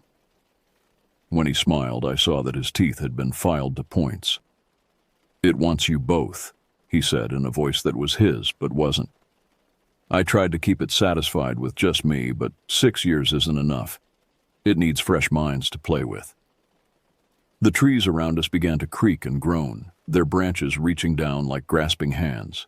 In the growing darkness, I could see shapes moving, human forms that walked wrong, bent at impossible angles. Maya screamed, a sound that was immediately swallowed by the hungry darkness. I grabbed her hand and ran, crashing through the undergrowth as the thing that had been Gabriel laughed behind us, a sound like wind through broken windows. We ran until our lungs burned and our legs gave out, finally collapsing at the edge of a road we didn't remember crossing. Behind us, the forest watched with 1,000 hidden eyes, patient and eternal. Gabriel was never found again. The official report listed him as missing, presumed dead. But sometimes, on particularly dark nights, Maya and I still receive calls from numbers that don't exist. And on the other end, Gabriel's voice whispers apologies for what he brought back with him from those 27 days in the woods. The forest is still waiting. It's always waiting. And sometimes, God help us, we find ourselves wanting to go back.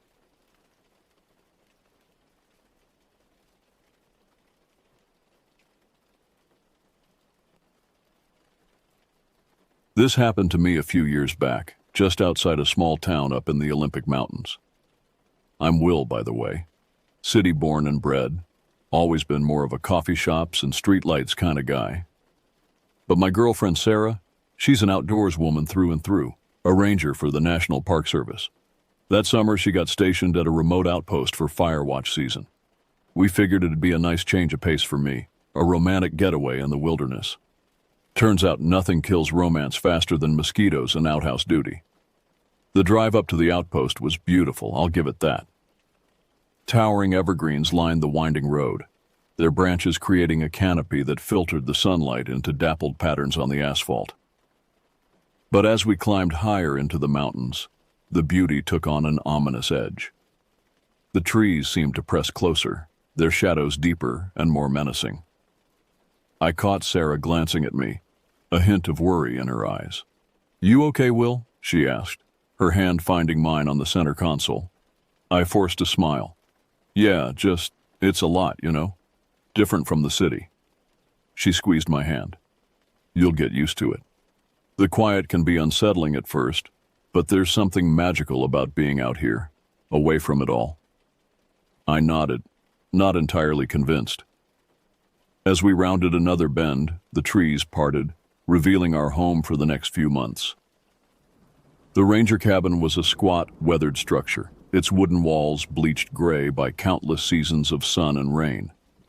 A rickety porch wrapped around two sides, and a stone chimney jutted from the sloped roof. It looked like something out of an old horror movie, the kind where naive campers meet grisly ends. Sarah must have sensed my unease. She parked the Jeep and turned to face me, her expression serious. "Will, I know this is a big change for you, if you're having second thoughts." I cut her off with a quick kiss. No second thoughts. I want to be here with you. It's just going to take some adjusting." Her smile was radiant, chasing away some of the shadows that seemed to cling to the edges of my vision. "That's my guy. Come on, let's get settled in." The inside of the cabin was surprisingly cozy. A pot-bellied stove dominated one corner, flanked by a small kitchenette. A sturdy wooden table with mismatched chairs served as both dining area and Sarah's makeshift office. A narrow hallway led to a tiny bedroom and an even tinier bathroom. It was rustic but clean and well-maintained. As Sarah bustled about, unpacking supplies and checking her equipment, I found myself drawn to the windows. The forest pressed close, a solid wall of green broken only by the narrow path that led to the Jeep. I couldn't shake the feeling that we were being watched, observed by countless unseen eyes hidden in the depths of the woods. "Hey," Sarah's voice startled me. She was holding out a mug of steaming coffee. "Thought you could use this?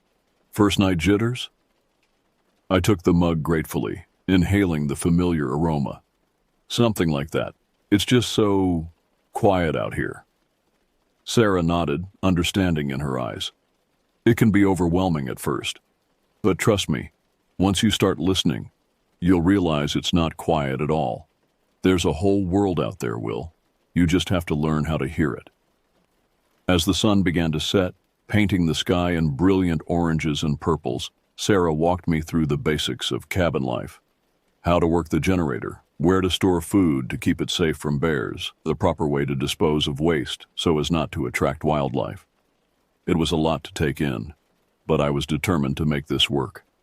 That night as we lay in the narrow bed, the unfamiliar sounds of the forest keeping me awake, Sarah snuggled close.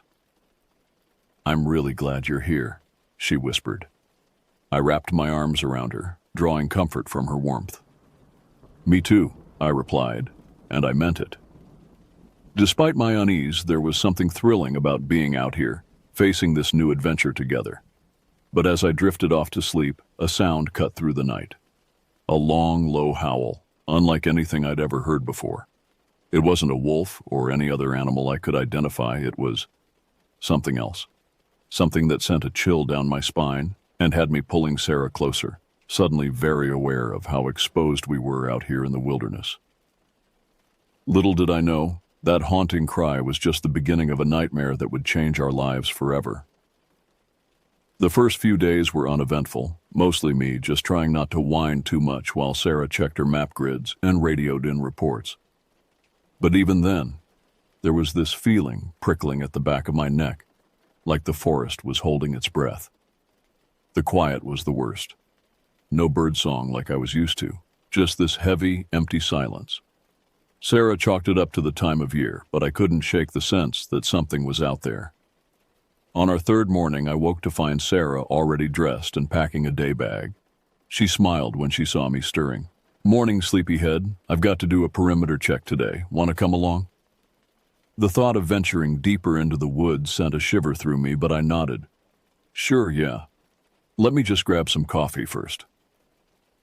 As we hiked along the narrow trail, Sarah pointed out various plants and animal tracks.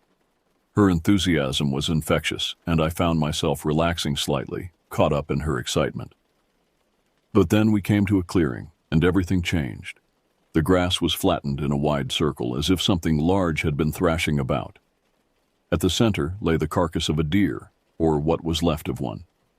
Its ribcage was splayed open, picked clean of flesh. What struck me most was the unnatural angle of its neck, twisted almost completely around. Sarah's ranger training kicked in. She approached the carcass cautiously, camera in hand to document the scene. "This is unusual," she muttered, snapping photos. "Unusual how?" I asked, fighting the urge to run back to the cabin. She glanced up at me, her expression grim. "The kill pattern. It's not consistent with any predator I'm familiar with. Too messy for a cougar, too calculated for a bear." As she continued her examination, I scanned the tree line. The feeling of being watched was back, stronger than ever. The shadows between the trees seemed to shift and writhe, playing tricks on my eyes. A twig snapped somewhere in the undergrowth and I nearly jumped out of my skin. "Sarah," I called, my voice tight with fear. "I think we should go. Now." She must have heard the urgency in my tone because she didn't argue. We made our way back to the cabin in tense silence, both of us glancing over our shoulders every few steps. That night, as we sat by the crackling fire in the pot-bellied stove, Sarah pored over her field guide. "I just can't make sense of it," she muttered, frustration evident in her voice. "The bite marks, the way the carcass was arranged. It doesn't fit any known predator in this region." I sipped my coffee, trying to ignore the shadows that danced at the edges of the firelight. Could it be, I don't know, some kind of hybrid? Or maybe an animal that's not supposed to be here? Sarah shook her head. Possible, but unlikely. The Olympic Mountains are a pretty isolated ecosystem. It's not easy for new species to just wander in unnoticed. A gust of wind rattled the windows, making us both jump. Sarah reached for my hand, her grip tight. "Will, I think I need to report this. It could be nothing, but if there's some unknown predator out there..." I nodded, relieved that she was taking this seriously. "Yeah, that's probably a good idea." As Sarah made her way to the radio to call it in, I found myself drawn to the window again. The forest was a sea of darkness, broken only by the faint glimmer of starlight filtering through the canopy. And there, just at the edge of visibility, I saw it. A pair of eyes reflecting the dim light from the cabin.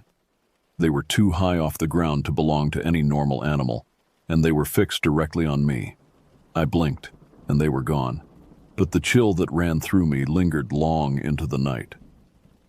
The days that followed were tense. Sarah's superiors had instructed her to keep a close eye on the situation, but hadn't deemed it serious enough to send additional personnel. We fell into an uneasy routine, Sarah going about her ranger duties while I tried to keep myself occupied around the cabin. But the nights were the worst. The howls we'd heard that first evening became a regular occurrence, always distant but growing closer with each passing day. Sometimes they were answered by other cries, different in pitch, but equally chilling. It was as if the forest itself was conspiring against us, whispering dark secrets just beyond our understanding. One night, about a week after we'd found the deer carcass, I woke with a start. The cabin was pitch black, the fire having died down to embers. Sarah's steady breathing beside me told me she was still asleep. But something had roused me, some noise or presence that set every nerve on edge. I lay there, heart pounding, straining my ears for any sound out of place. For a long moment there was nothing but the usual nighttime chorus of crickets and the soft rustle of wind through the trees. Then I heard it. A low, rhythmic scratching sound, coming from just outside the cabin wall. Slowly, careful not to wake Sarah, I slid out of bed. The floorboards creaked under my weight, and the scratching stopped abruptly. I froze, barely daring to breathe. After what felt like an eternity, the sound resumed, more insistent now. I crept to the window, my hand shaking as I reached for the curtain. Part of me screamed to leave it closed, to crawl back into bed and pretend this was all a bad dream. But I had to know. With a deep breath, I pulled the curtain aside just enough to peer out. The moon was full, casting an eerie silvery light over the clearing. At first I saw nothing unusual. Then a shadow moved, detaching itself from the darkness at the forest's edge. It was huge, easily 7 feet tall and covered in thick matted fur. Its body was a strange mix of human and animal proportions, with long arms that ended in wickedly curved claws. But it was the face that would haunt my nightmares for years to come. Vaguely canine in shape, with a long snout filled with gleaming teeth, but with eyes that were disturbingly human. And those eyes were fixed directly on me. I stumbled back from the window, a scream lodged in my throat. The creature let out a low growl, a sound that seemed to vibrate through the very walls of the cabin. Then, with impossible speed for something so large, it loped across the clearing and disappeared into the tree line. "Will?" Sarah's groggy voice called from the bedroom. "What's going on?" I couldn't find the words to answer her. How could I explain what I'd just seen? How could I make her understand the terror that now gripped me? As Sarah came into the room, rubbing sleep from her eyes, I finally managed to choke out, "We're not alone out here. There's something in the woods. Something that shouldn't exist." The next morning, over steaming mugs of coffee, I recounted what I'd seen to Sarah. To her credit, she listened without interruption, her face growing more serious with each detail I shared. When I finished, she set down her mug and reached for my hand. "Will," she said softly, "I believe you." Those 3 words were like a lifeline, anchoring me in a world that had suddenly become terrifyingly unfamiliar. Sarah squeezed my hand, her eyes meeting mine with a mix of concern and determination. "There have been stories," she continued, choosing her words carefully. "Legends, really. The old-timers at the ranger station, they sometimes talk about things in these woods, things that don't show up in any field guide." I leaned forward, hanging on her every word. "What kind of things?" Sarah took a deep breath. "They call them different names. Sasquatch, Bigfoot, but the local tribes have another name. They call them the Shadow Walkers. Creatures that walk on 2 legs but aren't human. Guardians of the forest, some say. Others claim they're more like judges, punishing those who disrespect the wilderness." A chill ran down my spine. "And you? You've heard these stories before? Why didn't you say anything?" She shook her head, a hint of guilt in her expression. "I didn't want to scare you, and honestly, I always thought they were just that, stories. Something to spook the newbies or keep campers from wandering off trail. But now..." Her voice trailed off, and we sat in silence for a moment, the weight of what we were facing settling over us like a heavy blanket. Finally, Sarah stood, her ranger training kicking in. "We need more information," she said, her voice taking on a professional tone. "I'm going to radio the station, see if they can put us in touch with some of the tribal elders. Maybe they know more about what we're dealing with." As Sarah made her way to the radio, I found myself drawn to the window again. The forest looked different now, knowing what secrets it held. Every shadow seemed to conceal a lurking threat, every rustle of leaves a potential warning. The rest of the day passed in a blur of tense waiting and hushed conversations. Sarah's superiors were skeptical, but agreed to arrange a meeting with a tribal elder who lived in the nearest town. We were to drive down the next morning, a prospect that filled me with equal parts relief and dread, relief at the thought of leaving the isolated cabin, dread at what we might learn. That night, as we lay in bed, neither of us able to sleep, Sarah turned to me. "Will," she whispered, "whatever happens tomorrow, whatever we find out, we're in this together, okay?" I pulled her close, drawing comfort from her warmth and strength. "Together," I echoed, trying to sound more confident than I felt. As if in response, a howl echoed through the night, closer than ever before. Sarah and I clung to each other, listening as it was answered by another, then another, until it seemed the entire forest was alive with the cries of creatures that shouldn't exist. Morning couldn't come soon enough. The drive into town was tense, both of us jumping at every movement in the underbrush along the road. The forest seemed to press in on all sides, the trees forming a claustrophobic tunnel that made me feel like we were descending into the belly of some great beast. We met the tribal elder, a man named Joseph, at a small diner on the outskirts of town. His weathered face was a map of wrinkles, each line seeming to hold a story of its own. As we settled into a booth, his dark eyes studied us intently. "So," he said, his voice low and gravelly, "you've seen them." It wasn't a question. Sarah and I exchanged glances before I nodded. "Yes, I think so. We've heard things too. Howls like nothing I've ever heard before." Joseph closed his eyes for a moment as if in pain. When he opened them again, there was a deep sadness there. "The Shadow Walkers. We had hoped, but no. They are awakening again." Sarah leaned forward, her ranger's notebook open before her.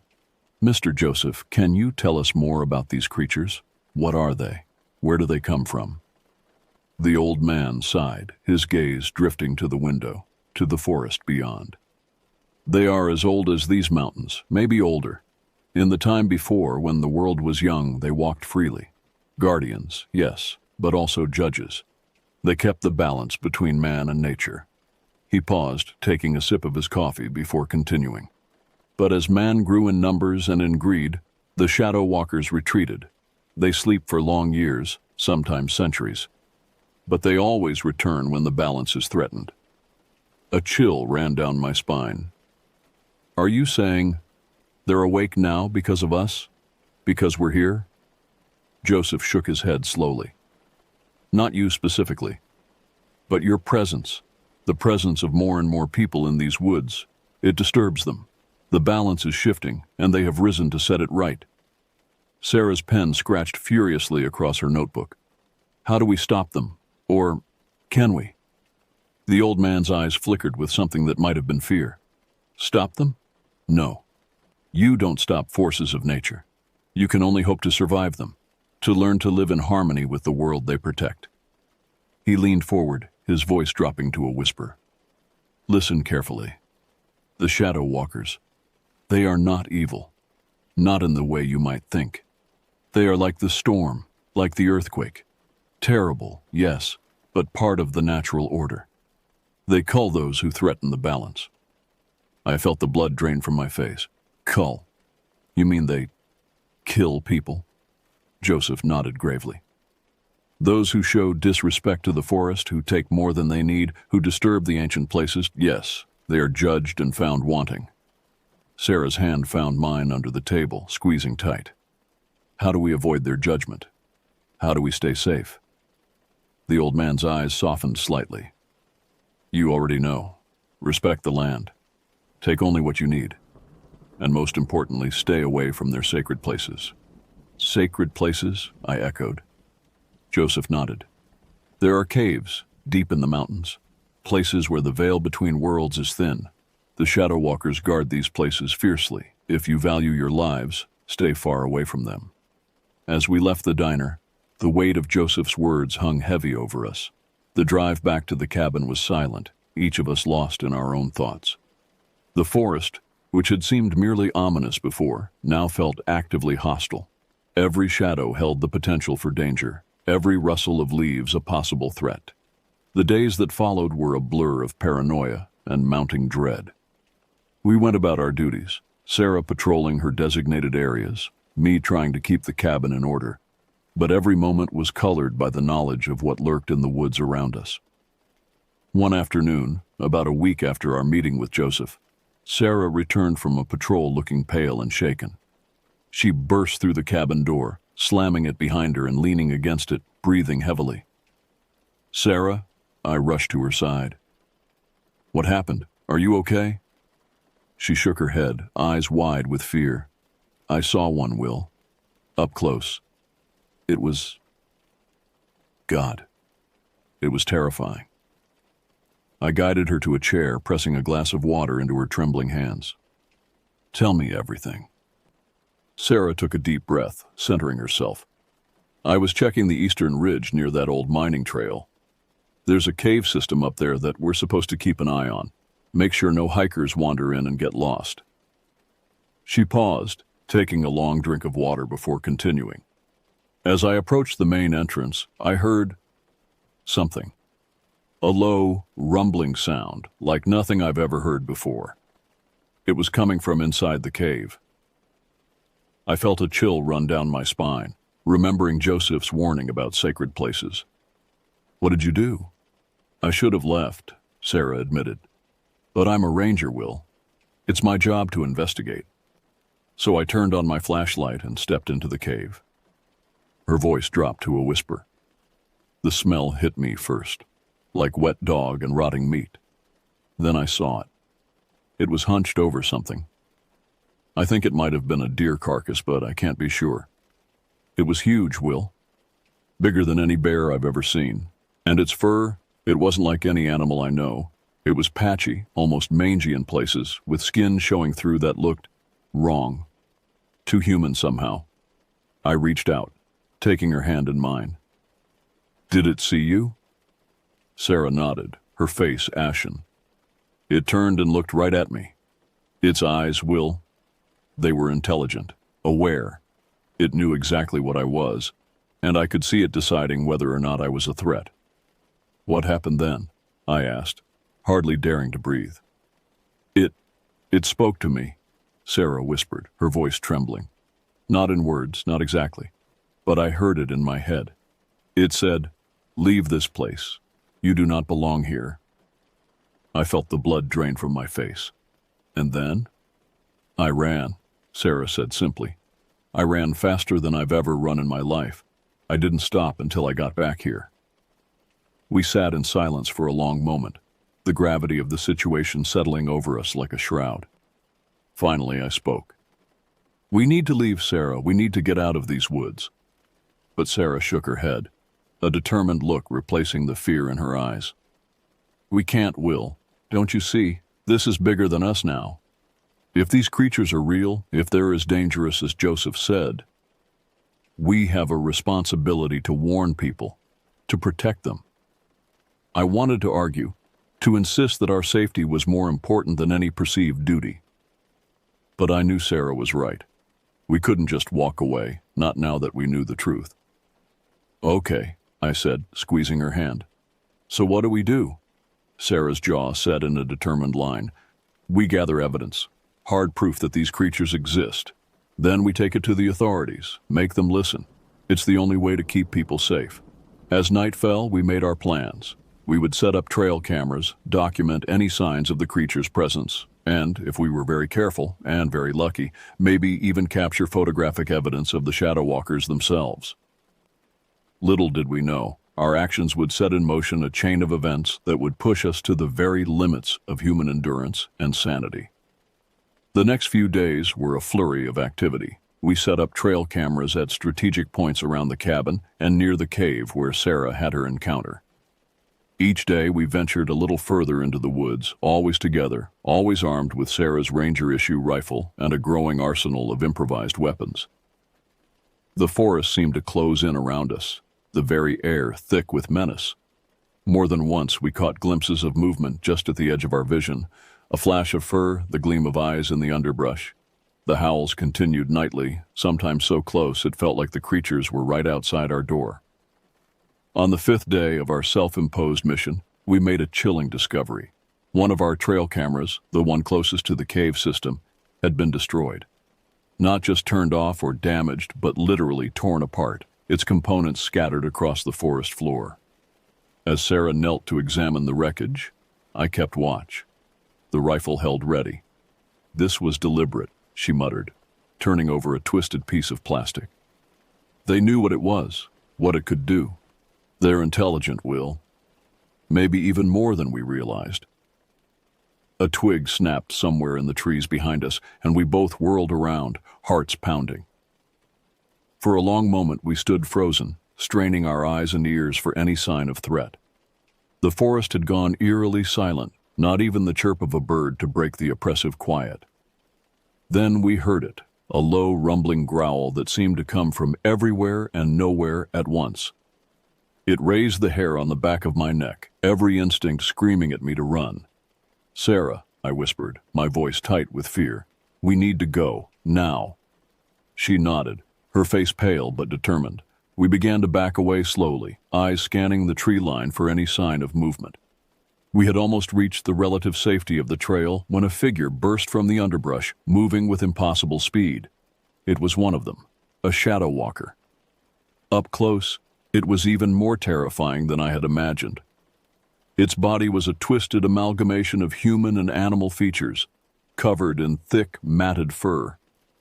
Its face was a nightmarish blend of wolf and man, with an elongated snout filled with razor-sharp teeth and eyes that burned with an unsettling intelligence. Sarah raised the rifle, but before she could fire, the creature was upon us. With a swipe of its massive paw, it sent the weapon flying into the underbrush. I felt a searing pain across my chest as its claws raked through my jacket, drawing blood. Sarah screamed my name, and I saw her lunge for the fallen rifle. The Shadow Walker turned its attention to her, letting out a bone-chilling roar. In that moment, fueled by terror and desperate love, I did the only thing I could think of. I threw myself at the creature's back. It was like hitting a brick wall covered in coarse hair. The Shadow Walker stumbled, momentarily thrown off balance. I clung to its massive form, my arms wrapped around its neck in a chokehold that would have incapacitated a human, but seemed to only annoy this monstrous being.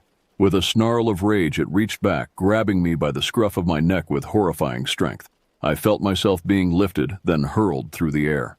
The world spun around me, and then I hit something hard. A tree, I realized dimly, and everything went black. I came to with Sarah's face hovering over me, her eyes wide with panic.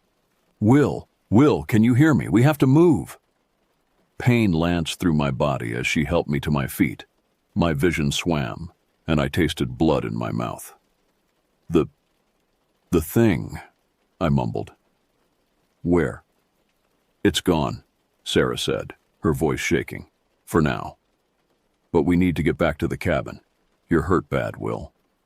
As we stumbled through the woods, Sarah supporting most of my weight, I drifted in and out of consciousness. The trees seemed to loom over us, their branches reaching down like grasping fingers. Every shadow held the potential for death, every sound a possible harbinger of the Shadow Walker's return.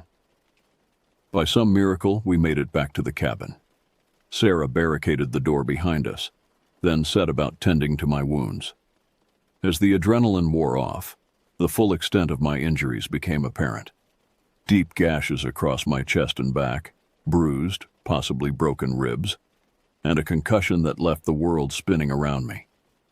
As Sarah cleaned and bandaged the worst of the cuts, her hands steady despite the fear I could see in her eyes, I knew we had crossed a line. This was no longer about gathering evidence or warning others. This was about survival. The Shadow Walkers had made their judgment, and we had been found wanting. The next few days passed in a haze of pain and fever dreams. Sarah tended to my wounds as best she could with our limited first aid supplies, but infection had set in, leaving me weak and delirious. Through the fog of my illness, I was vaguely aware of Sarah's growing desperation. She tried to radio for help, but all she got was static. The satellite phone, our last link to the outside world, was dead, its batteries drained and our solar charger mysteriously damaged. We were cut off, trapped in our tiny cabin with unknown horrors lurking in the woods around us. On the third night after the attack, I woke to the sound of Sarah's muffled sobs. She was huddled by the window, rifle clutched to her chest, staring out into the darkness. "Sarah," I croaked, my throat dry and painful. "What's wrong?" She turned to me, her face pale and drawn in the dim light of our battery-powered lantern. "They're out there, Will, watching us, waiting." I struggled to sit up, wincing at the pain that shot through my battered body. "You've seen them?" Sarah nodded, her eyes wide and haunted. They're surrounding the cabin. I count at least 5 of them. They just stand there, watching. Sometimes one of them will approach, scratch at the walls, but they haven't tried to break in. Not yet." A chill ran down my spine that had nothing to do with my fever. "What do they want?" "I don't know," Sarah whispered, "but I don't think they're going to let us leave." As if in response to her words, a howl rose from the woods, closer than ever before. It was answered by another, then another, until the night was filled with a chorus of unearthly cries that made my blood run cold. Sarah moved to my side, helping me to my feet. "Come on," she said, her voice tight with fear. "We need to get away from the windows." We huddled together in the center of the main room, Sarah's arm around me, supporting my weight. The howls continued, rising and falling in a terrible melody that spoke of hunger and ancient primal rage. Then suddenly, silence fell. The quiet was almost worse than the howls, a pregnant pause filled with dreadful anticipation.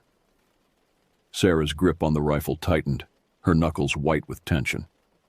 A heavy thud against the cabin wall made us both jump. Then another, and another. It was as if the creatures were hurling themselves at the structure, testing its strength. "The roof!" I gasped, a horrible realization dawning.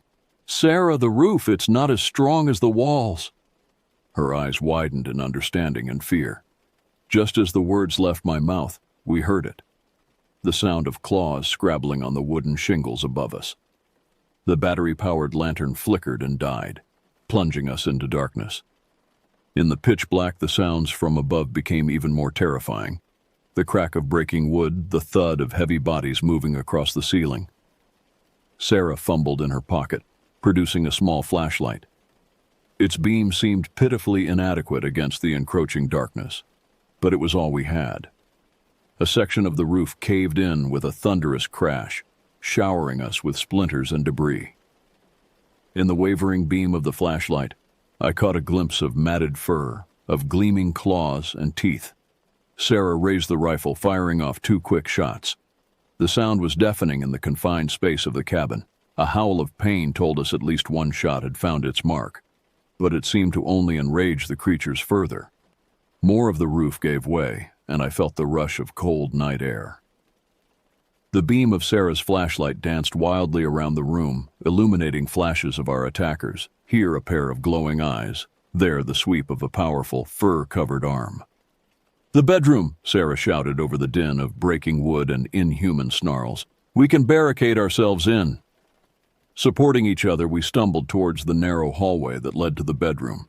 Behind us, I heard the main door of the cabin splinter and give way. They were inside. We barely made it to the bedroom, slamming the door shut behind us. Sarah wedged a chair under the doorknob while I leaned against it, my injuries screaming in protest. The sounds of destruction from the main room were horrifying. Furniture being smashed, glass breaking, the walls themselves seeming to groan under the assault of the shadow walkers. Then, abruptly, it stopped. The silence that fell was somehow even more terrifying than the chaos that had preceded it. Sarah and I looked at each other, barely daring to breathe. A low, rumbling voice came from just outside the bedroom door, not quite human, not quite animal, but something horrifyingly in between. "You do not belong here," it growled. "This place is not for you. Leave or face judgment." Sarah's hand found mine in the darkness, squeezing tight. We both knew there was nowhere left to run. The siege had begun, and our chances of survival were growing slimmer by the moment. Time lost all meaning as we huddled in that small bedroom, every creak and groan of the cabin setting our nerves on edge. The shadow walkers seemed content to wait us out, their presence a constant suffocating weight just beyond the thin wooden door. Sarah's flashlight had long since died, leaving us in near total darkness. The only light came from the faint glow of the moon through the bedroom's single tiny window. It cast long shadows that seemed to writhe and twist, playing tricks on our exhausted minds. My fever had spiked again, leaving me drifting in and out of consciousness. In my more lucid moments, I was aware of Sarah's quiet determination as she tended to my wounds, rationed our meager supplies, and kept constant vigil. As the hours stretched into days, our situation grew increasingly desperate. Our food and water were running low, and the stench of decay from the ruined main room of the cabin seeped under the door, a constant reminder of the horrors that awaited us. On what I estimated to be the third day of our confinement, Sarah shook me awake from a fevered sleep. Her face was gaunt, her eyes wild with a mix of fear and determination. "Will," she whispered, her voice hoarse from disuse, "I think I have a plan. But it's dangerous, maybe even suicide." I struggled to sit up, wincing at the pain that still radiated from my wounds. "At this point, I think we're dead either way. What's the plan?" Sarah took a deep breath. "The cave system. The one where I first saw the creature. I think it might be their lair, their sacred place." I felt a chill run down my spine, remembering Joseph's warnings. "Sarah, no, we can't go there. It's too dangerous." She shook her head, a fierce light in her eyes. "It's our only chance, Will. If we can get there, maybe we can, negotiate, or at least understand why they're doing this." I wanted to argue, to tell her it was madness, but looking into her eyes, I saw the truth of our situation. We were out of options. It was risk everything on this insane plan or wait here to die. "Okay," I said, my voice barely above a whisper. "How do we get past them?" Sarah's plan was as desperate as it was daring. Using the last of our supplies, we would create a distraction, a small fire in the bedroom to draw the Shadow Walker's attention. In the chaos, we would slip out through the window and make a run for the cave system. As night fell, we put our plan into action. Sarah piled our remaining clothes and papers in the center of the room, then used the last of our matches to set them ablaze. The smoke quickly filled the small space, making our eyes water and our lungs burn. We heard the creatures outside stir, their growls turning to snarls of confusion and anger. As the first tendrils of smoke seeped under the door, Sarah helped me to the window. With the last of my strength, I forced it open. The cool night air hit us like a shock, clearing our smoke-addled senses. Sarah went first, dropping silently to the ground outside. I followed, my injured body protesting every movement. The impact of the short fall sent waves of pain through me, but Sarah was there, pulling me to my feet. "Run!" she hissed, and we did. We plunged into the dark forest, the sounds of the enraged shadow walkers fading behind us. The trees seemed to close in, branches clawing at our faces and clothes. Every shadow held the potential for death, every sound a possible pursuer. By some miracle, we reached the base of the ridge where the cave system was located. The climb was agonizing, my wounds screaming with every step. Sarah half carried me, her own reserves of strength nearing their limit. As we neared the cave entrance, a bone-chilling howl split the night. They had discovered our escape and were in pursuit. "We're not going to make it," I gasped, stumbling on the rocky ground. Sarah's grip on me tightened. "Yes, we are. We have to." We stumbled into the yawning mouth of the cave just as another howl, closer this time, echoed through the trees. The darkness inside was absolute, but Sarah pressed on, guiding us deeper into the earth. The air grew colder, damper. Strange echoes surrounded us, dripping water, the skitter of unseen creatures, and something else. A low, pulsing hum that seemed to come from the very rock itself. "Sarah," I whispered, my voice tight with fear. "What is this place?" Before she could answer, a growl rumbled through the cavern. We froze, our hearts pounding in unison. In the faint light that filtered in from the cave mouth, I saw a pair of glowing eyes materialize from the darkness. It was one of them, a shadow walker. But different from the others we had encountered, larger, somehow more ancient. Its fur was streaked with gray, its face bearing scars from countless battles. It regarded us with an intelligence that was terrifyingly human. When it spoke, its voice was like gravel scraping against stone. "You have entered the sacred place," it growled. "You will be judged." Sarah stepped forward, her voice trembling but determined. "We seek understanding. Why are you attacking us? What have we done to offend you?" The creature's eyes narrowed. "Your kind spreads like a disease. You take and take, giving nothing in return. The balance must be maintained." "But we're not like that," I protested, finding a reserve of strength I didn't know I had. "We respect the forest. We want to protect it." The Shadow Walker tilted its head, considering. "Words are wind. Actions are truth. You will be tested." Before we could react, more of the creatures melted out of the shadows, surrounding us. They herded us deeper into the cave system, into a vast chamber where the strange, pulsing hum was strongest. In the center of the chamber stood a pillar of swirling, ethereal light. It pulsed in time with the hum, casting strange shadows on the cave walls. "The heart of the forest," the lead Shadow Walker intoned. "Touch it, let it judge your worth." Sarah and I exchanged glances. There was no going back now. Hand in hand, we approached the pillar. As we reached out to touch it, I felt a moment of pure terror. What if we were found wanting? What if this was the end?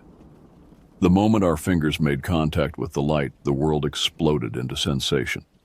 I felt the pulse of every living thing in the forest, from the tiniest insect to the ancient trees. I saw the balance the Shadow Walkers fought to protect, the delicate interplay of life and death that sustained the ecosystem. And I understood. When the vision faded, I found myself on my knees, Sarah beside me. The Shadow Walkers watched us impassively, waiting. "We understand now," Sarah said, her voice filled with awe and sadness. "We'll leave this place. We'll tell others to stay away, to respect the balance." The lead Shadow Walker nodded slowly.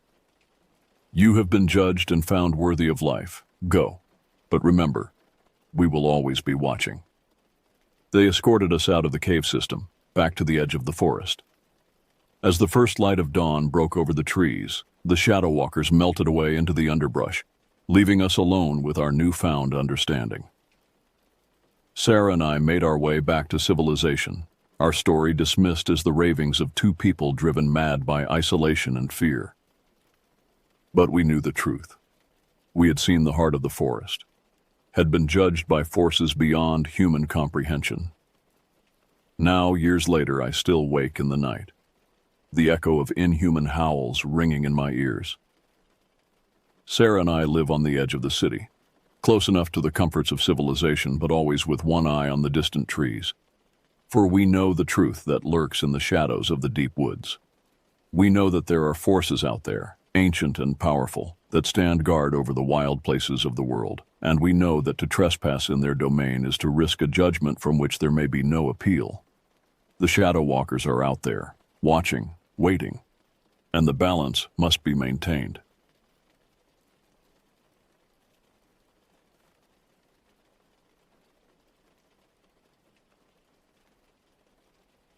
I've spent countless nights trying to write this story, but the words never seemed right. How do you explain something that defies explanation? How do you convince others that the monsters hiding in the shadows of their imagination might be real?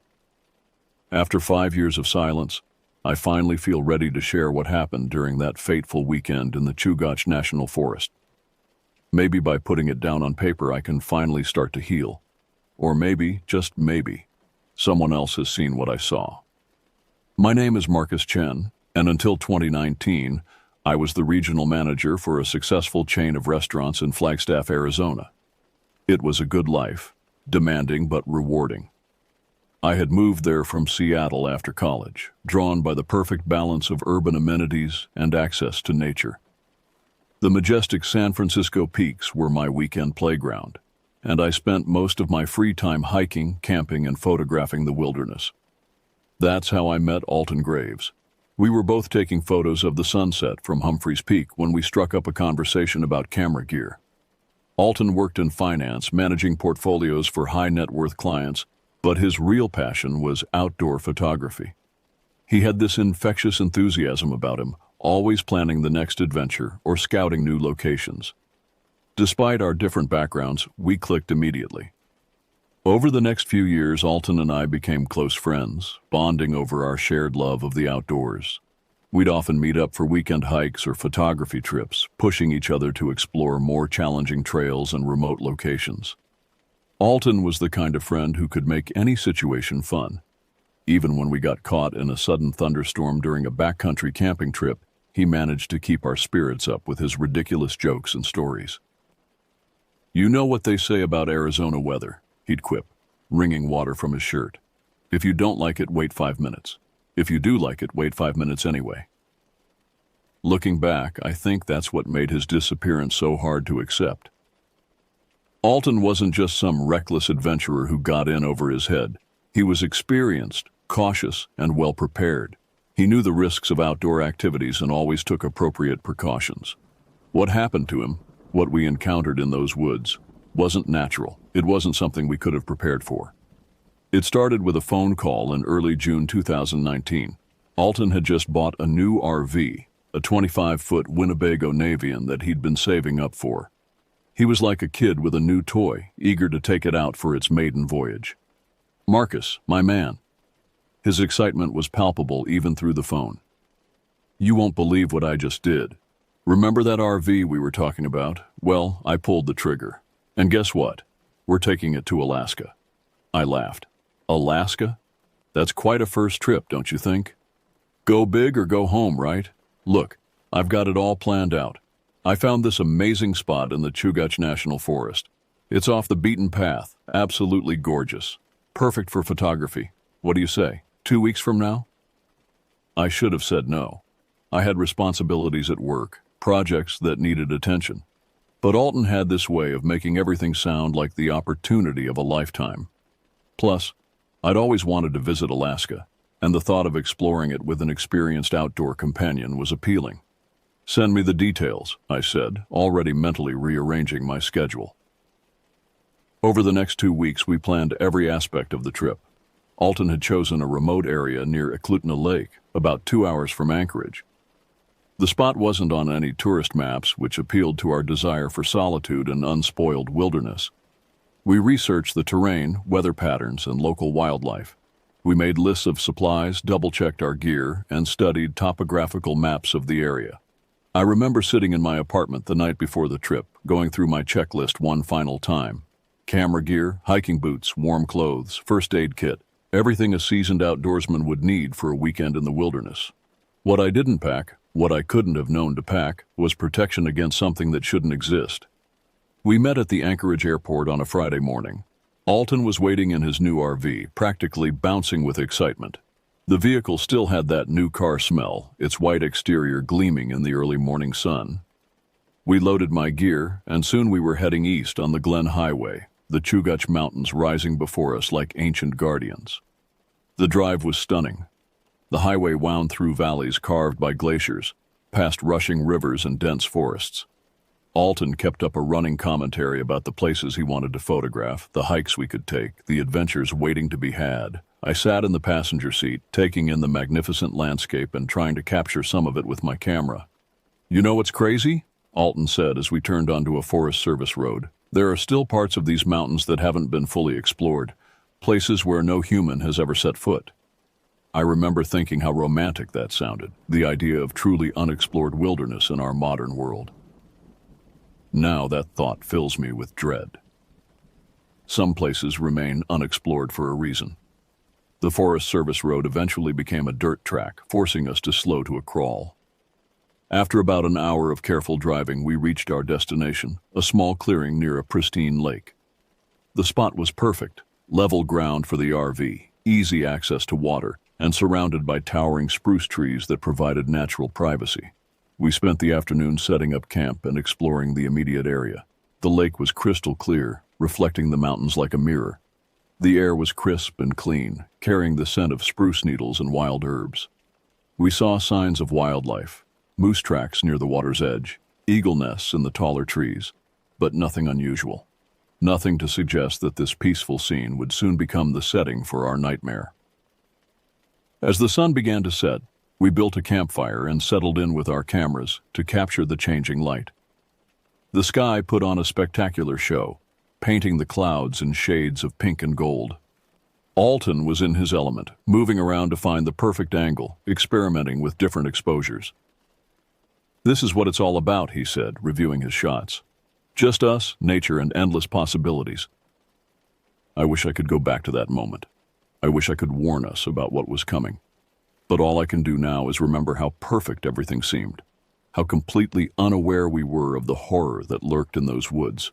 That first night, we stayed up late, sharing stories around the campfire and planning our hikes for the next day. The forest was alive with familiar nighttime sounds: the hoot of owls, the rustle of small animals in the underbrush, the gentle lapping of waves against the shoreline. Looking back, I realized these normal sounds were nature's last gift to us before everything changed. I woke sometime in the middle of the night to complete silence. Not the peaceful quiet of a sleeping forest, but an absolute absence of sound that felt wrong, oppressive. Even the constant whisper of wind through the trees had stopped. In the RV's darkness, I lay perfectly still, listening to my own heartbeat and trying to understand what had woken me. Then I heard it. A sound so alien it made my skin crawl. It was like someone dragging something heavy through the underbrush, but with an odd, rhythmic quality that suggested purpose. The sound moved in a circle around our campsite, staying just beyond the reach of our solar-powered perimeter lights. I wanted to wake Alton, but something kept me frozen in place. Maybe it was fear, or maybe some primitive part of my brain recognized that drawing attention to ourselves would be dangerous. After what felt like hours, but was probably only minutes, the normal forest sounds gradually returned. I eventually drifted back to sleep, convincing myself it had been a dream. The next morning, I didn't mention what I'd heard. The sun was bright, the air was crisp, and my night terrors seemed silly in the light of day. We had breakfast outside, planning our first real expedition into the surrounding wilderness. "I want to check out that ridge," Alton said, pointing to a rocky outcropping about 3 miles from camp. "The view of the lake should be spectacular from up there." We packed day bags with water, snacks, first aid supplies, and our camera gear. The hike started pleasantly enough, following a faint game trail through the dense forest. The ground was springy with decades of accumulated pine needles, and the morning air was filled with the songs of warblers and thrushes. About 2 miles in, we noticed the first sign that something was wrong. The trail led us into a small clearing where every tree had been marked with deep, parallel gouges, too high and too wide to be from a bear. The marks were fresh, the exposed wood still oozing sap. "What do you make of this?" I asked, running my hand over one of the gouges. The cuts were clean and deliberate, almost like someone had used a giant rake. Alton frowned, studying the patterns. "Could be territorial marking from a large predator, but I've never seen anything quite like this." We should have turned back then. Every instinct was screaming that these marks were a warning, a boundary line we weren't meant to cross. But curiosity and stubborn rationality pushed us forward. After all, we were experienced outdoorsmen. We had bear spray, emergency beacons, and years of wilderness experience between us. What we didn't have was any frame of reference for what we were about to encounter. The scattered gouges in the trees were just the beginning. As we continued toward the ridge, the forest began to feel wrong in subtle ways. The trees grew closer together, their branches intertwining overhead to create a natural tunnel that seemed to draw us deeper into the wilderness. The air became noticeably cooler, and an odd mist clung to the ground despite the afternoon sun. Then we found the bone. At first glance, it looked like a typical deer leg bone, bleached white by sun and weather. But as Alton picked it up to examine it, we both realized something was off. The bone was too long, too straight, and the joint at one end was shaped all wrong. Most disturbing were the marks along its length, not teeth marks from scavengers, but precise parallel grooves that appeared to be some kind of writing. "This isn't right," Alton muttered, turning the bone in his hands. "Look at these markings. They're deliberate." I took out my camera, snapping several close-up shots of the strange symbols. They didn't match any Native American or modern writing system I'd ever seen. The patterns seemed to shift and change even as we looked at them, like an optical illusion. "We should take it with us," Alton suggested. "Show it to someone who might know what it is." I disagreed. Something about the bone made my skin crawl, and the idea of carrying it out of the forest felt dangerous. While we debated what to do, the wind picked up, carrying with it a smell that made us both gag, a sickly sweet odor of decay mixed with something else, something chemical and alien. "We need to go," I said, suddenly certain we were being watched. "Now."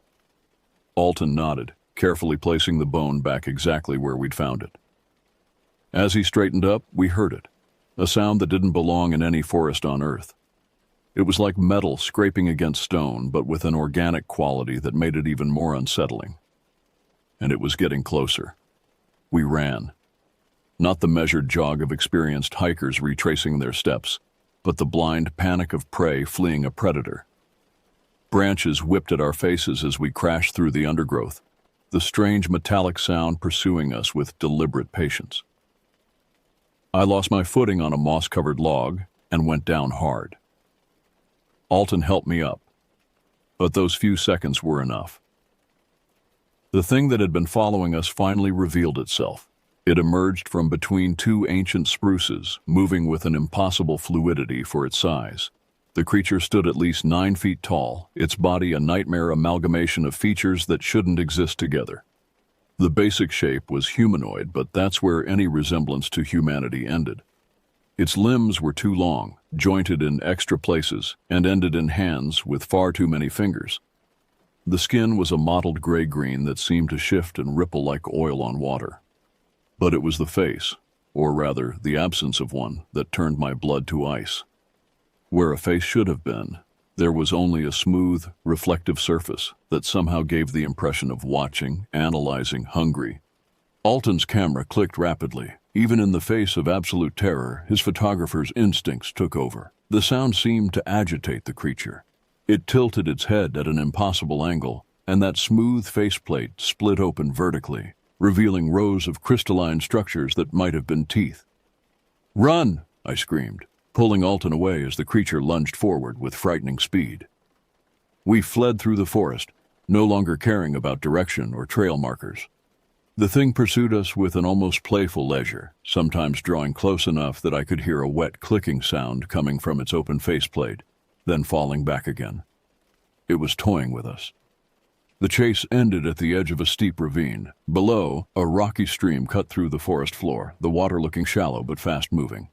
Behind us, the creature emerged from the trees, moving with that fluid grace that defied its size. "The water!" Alton gasped. "We have to jump." Before I could respond, the creature made a sound, not the metallic scraping from before, but something that might have been language. The syllables felt wrong in my ears, like they were bending reality around them. Alton turned toward the sound, his expression changing from fear to something else. Fascination. "Alton, don't!" But he took a step toward the creature, his camera still raised. The thing reached out with one of its many-fingered hands, and I watched in horror as Alton took another step forward, as if drawn by an invisible force. I grabbed his jacket, pulling him back, but he shrugged me off. "Wait," he said, his voice dreamy and distant. "I need to see." The creature moved with sudden, explosive speed. One moment it was at the edge of the clearing, the next it was on us. I felt something sharp slice across my chest as I dove to the side. Alton wasn't as lucky. The creature wrapped its long fingers around him, lifting him off the ground with terrible gentleness. I did the only thing I could. I jumped into the ravine. The last thing I heard before hitting the water was Alton's voice, no longer dreamy but filled with terror, calling my name. I don't remember much about the journey downstream. The current pulled me along, bouncing me off rocks and fallen trees. When I finally managed to drag myself onto the bank, I was miles from our campsite, soaked, bleeding, and alone. The cut on my chest wasn't deep, but it burned like acid. By the time I made it back to civilization, the wound had developed a strange, iridescent quality that persists to this day. Doctors have been unable to explain it, and sometimes I swear I can see the marks shifting, forming patterns like the ones on that bone. The official search for Alton lasted 3 weeks. They found our campsite undisturbed, the RV still parked by the lake. My camera had been destroyed in the fall, but they recovered Alton's from where he'd dropped it during the attack. Every photo from that day was corrupted, just blurry static where the creature should have been. The police eventually ruled it a missing persons case, probably death by misadventure. They suggested a bear attack or that Alton had fallen into the river somewhere upstream. Only a few people saw the strange marks on my chest, and none of them could explain them. I tried to move on with my life. I left my job in Flagstaff, unable to bear the constant questions about what had happened to Alton. I moved to a small town in Oregon, took a less demanding position, and tried to forget. But the dreams won't let me forget. In them, I see Alton being carried away by that creature, disappearing into the dark forest. Sometimes I hear that alien language again, feeling its pull, understanding why Alton stepped forward instead of running. The creature wasn't just hunting us, it was collecting us.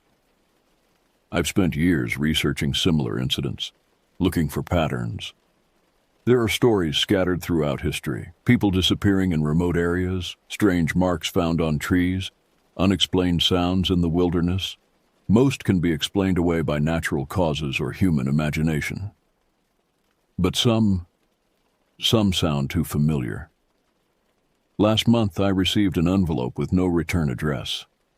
Inside was a single photograph, badly damaged but still recognizable. It showed a familiar bone with strange markings lying on forest ground. The postmark was from a small town near the Chugach National Forest. I know what you're thinking, that I should take this to the authorities. But what would I tell them? That my friend was taken by some impossible creature in the Alaskan wilderness? That I've spent 5 years trying to understand what happened that day? That I'm considering going back? Because I am considering it. The thing that took Alton is still out there. Maybe it's still in those woods waiting. Maybe there are more of them, spread throughout the remote places of the world. And maybe, just maybe, someone else has seen what I saw and lived to tell about it.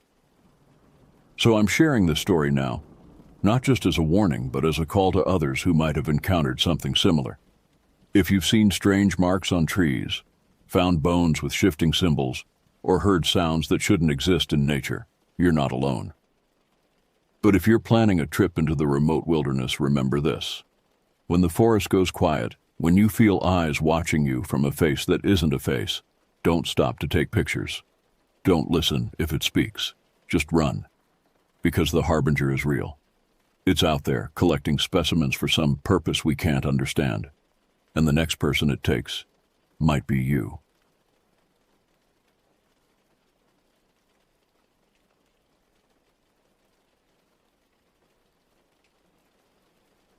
The murky waters of the Atchafalaya swamp have always held secrets, secrets that whisper through the Spanish moss and lurk beneath the surface of stagnant pools, but none so terrifying as the one I'm about to share. My name's Remy, born and raised near these treacherous wetlands, and I'm here to tell you about the night that changed everything. The night I learned that some legends are best left untold. It was late October, that time of year, when the swamp transitions from suffocating heat to a bone-deep chill that seeps into your marrow. Me, my cousin Beau, and our old friend Etienne had been planning this hunting trip for months. Etienne had tracked a monster buck, a ghost of a deer that had eluded hunters for seasons. This was our chance at legend. We set out before dawn, Etienne's battered airboat cutting through the pre-morning stillness. The fog was thick, tendrils of mist coiling around us like spectral fingers. I tried to shake off the unease, cracking jokes about swamp monsters to lighten the mood.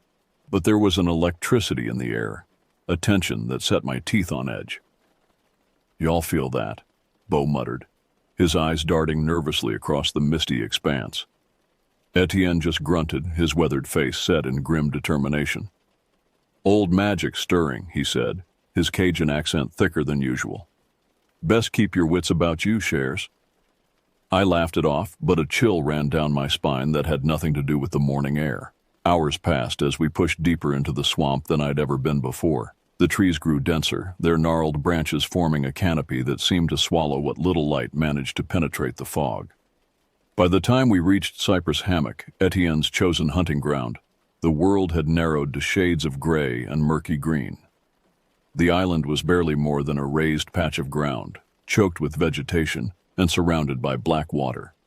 As we stepped off the boat, the mud sucked at our boots, threatening to pull us down into its depths. The air was thick with the smell of decay and something else, something wild and musky that made the hairs on the back of my neck stand up. "Spread out," Etienne whispered, his eyes scanning the tree line. "But stay within earshot. This ain't no place to get lost." We fanned out, moving as quietly as we could through the underbrush. Every step was a challenge. Rotting logs gave way underfoot, hidden roots threatened to trip us, and more than once I caught sight of a water moccasin slithering away from my approach. The silence was oppressive, broken only by the occasional buzz of an insect or the distant splash of something entering the water. Hours crawled by with no sign of our prized buck. The heat built steadily, turning the air into a stifling blanket that clung to our skin. Sweat poured down my face, stinging my eyes and attracting clouds of mosquitoes. By the time we regrouped for a water break, even Etienne looked discouraged. "Maybe that buck ain't so dumb after all," I said, trying to lighten the mood. But my voice sounded hollow, swallowed up by the swamp's vastness. That's when we heard it. A low, rumbling growl that seemed to come from everywhere and nowhere at once. It was unlike anything I'd ever heard before. Too deep for a gator, too guttural for a bear. The sound reverberated through my chest, setting my heart racing.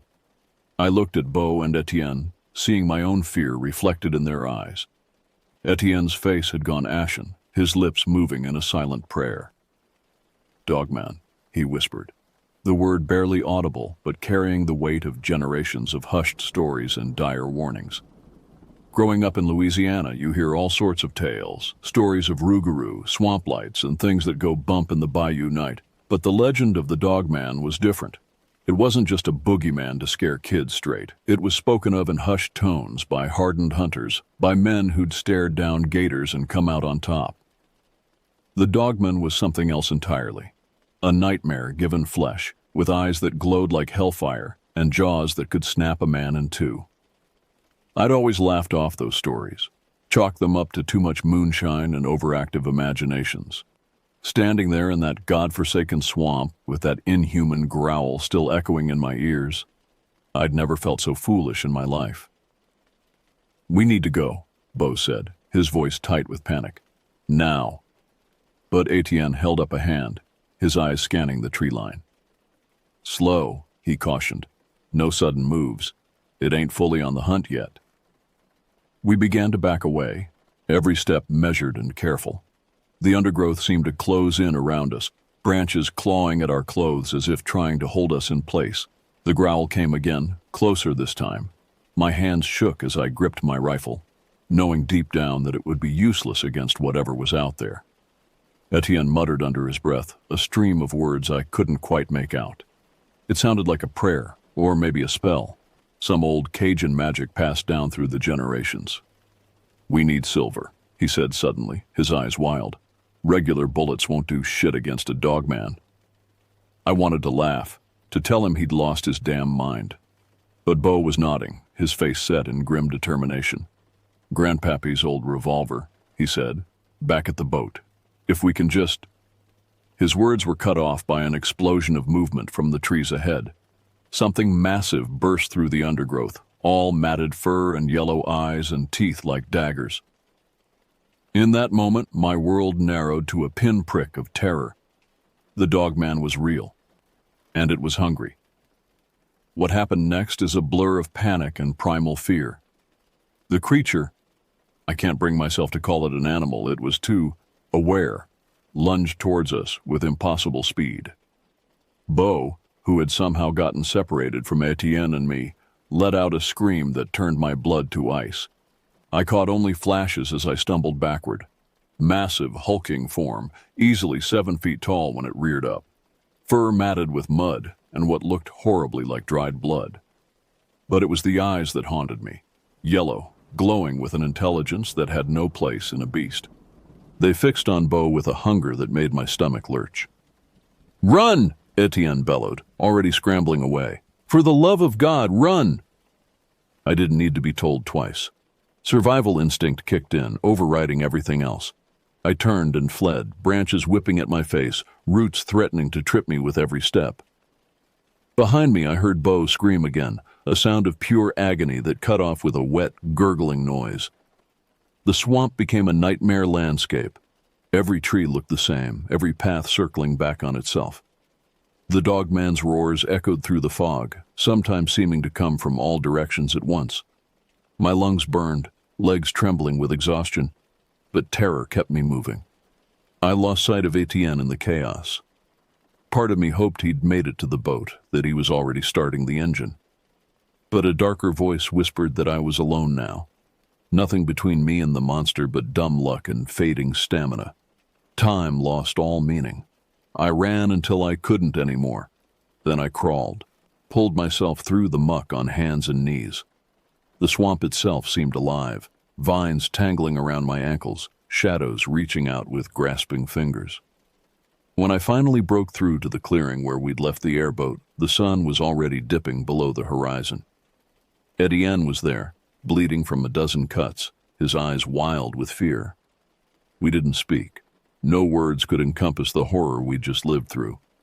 We just fired up the engine and tore out of there, the feeling of being watched, of being hunted, clinging to us until we hit open water. The days that followed were a haze of disbelief and bureaucratic nightmare. We told our story, or at least the parts we could bear to relive, to the sheriff, to park rangers, to anyone who would listen. A search party was organized, combing the area where we'd last seen Beau. They found nothing, no body, no blood, not so much as a scrap of clothing. The official report chalked it up to a tragic accident. Gator attack, they said. Or maybe Beau had fallen, hit his head, been swept away by the current. The unspoken implication hung in the air that we'd been drinking, gotten spooked by shadows and swamp gas. Beau's family got their polite condolences, and the world moved on. But Etienne and I, we couldn't let it go. The memory of those eyes, that hunger, it haunted us. Etienne threw himself into research, digging through parish records, old texts, anything he could get his hands on. And slowly, a pattern emerged. Disappearances stretching back decades, maybe centuries. Mangled remains found on the outskirts of towns. Hunters' tales dismissed as drunken ramblings. All of it pointing to something ancient and terrible lurking in the depths of the swamp. The town split into factions. Those who already half believed the old stories nodded knowingly, brought us casseroles and muttered prayers of protection. The rest looked at us with pity or barely concealed contempt. My regulars at the bar where I worked avoided the subject, an awkward silence falling whenever I entered the room. I couldn't blame them. Life's hard enough in those parts without inviting talk of monsters. But I couldn't go back to normal, couldn't pretend that thing wasn't out there. The guilt ate at me. Guilt over Beau, guilt over every story I'd laughed off, every warning I'd ignored. Etienne felt it too. We spent our nights poring over his research, arguing about protection spells and silver bullets. It was a fool's errand, we both knew it. But the alternative, doing nothing, was unthinkable. 2 weeks after that fateful hunt, Etienne and I found ourselves back in the swamp. The plan, if you could call it that, was desperate at best. Etienne had blessed a batch of silver ammunition. We'd even melted down his grandmother's heirloom candlesticks in our fervor. We'd lie in wait at Cypress Hammock, not as prey this time, but as hunters. The journey back was tense, every splash and rustle setting our nerves on edge. We set up in an old hunting blind overlooking a stretch of murky water choked with lily pads. The day crawled by, hours blending together in a haze of insect bites and suffocating humidity. As the sun began to set, painting the sky in shades of blood and bruise, doubt began to creep in. Had we imagined it all? Was grief playing tricks on our minds? But then the smell hit us. Rotting meat and musk, so potent it made my eyes water. It emerged from the gathering gloom like a nightmare given form. Massive, muscled, moving with a fluid grace that belied its size. Those eyes, God, those eyes. They fixed on us with a terrible intelligence, burning with hunger and something that might have been amusement. Etienne's hands shook as he fumbled with the blessed shells. I raised my rifle, took a deep breath, and squeezed the trigger. The shot rang out, shattering the swamp's eerie silence. The creature roared, a sound that shook the entire cypress stand. Birds exploded from the canopy, their panicked cries adding to the cacophony. But the dogman didn't fall. It staggered, snarled, then began to circle us with predatory focus. We fired again and again, the blessed silver shells leaving smoking wounds in the creature's hide. But it kept coming, relentless, unstoppable. In that moment I realized the terrible truth. Our weapons, our plans, they were little more than a child's toys against this ancient evil. The blind splintered under the dogman's assault. I was thrown backward, blinding pain lancing through my side as claws raked across my ribs. My rifle was lost in the chaos, leaving me defenseless. Etienne's voice cut through the madness, shouting something in Old Cajun that I could barely understand. He hurled himself at the creature, the last of our silver ammunition gleaming in the fading light. Shots rang out, and for a moment, hope flared in my chest. But then the dogman moved, faster than anything that size had any right to move. It snatched Etienne up in one massive paw, those terrible jaws closing around his throat. I'll never forget the sound, the wet crunch of bone. Etienne's choked scream cut horribly short. The last thing I remember is a searing pain in my head and the world tilting sideways into darkness. I woke up in the hospital 2 days later, my body a mass of stitches and half-healed wounds. The doctors spoke of infection, of fever dreams, their faces kind but disbelieving as I babbled about the monster in the swamp. They released me eventually, back into a world that had already begun to forget. The town treated me differently, sideways glances, hushed conversations that stopped when I entered a room. I lost my job at the bar. No one wants a half-crippled bartender who jumps at shadows. These days, I spend most of my time on the porch of my rundown trailer, watching the swamp mist roll in and wondering who will be next. Because that's the truth that haunts me, the knowledge that keeps me awake at night. The dogman is still out there. I hear the whispers. Livestock gone missing, half-eaten remains found at the edge of people's property. And sometimes when the wind is right, I swear I can smell that rotten musk drifting on the breeze. Those yellow eyes are out there in the darkness, watching, waiting, and sooner or later, they'll come for us all.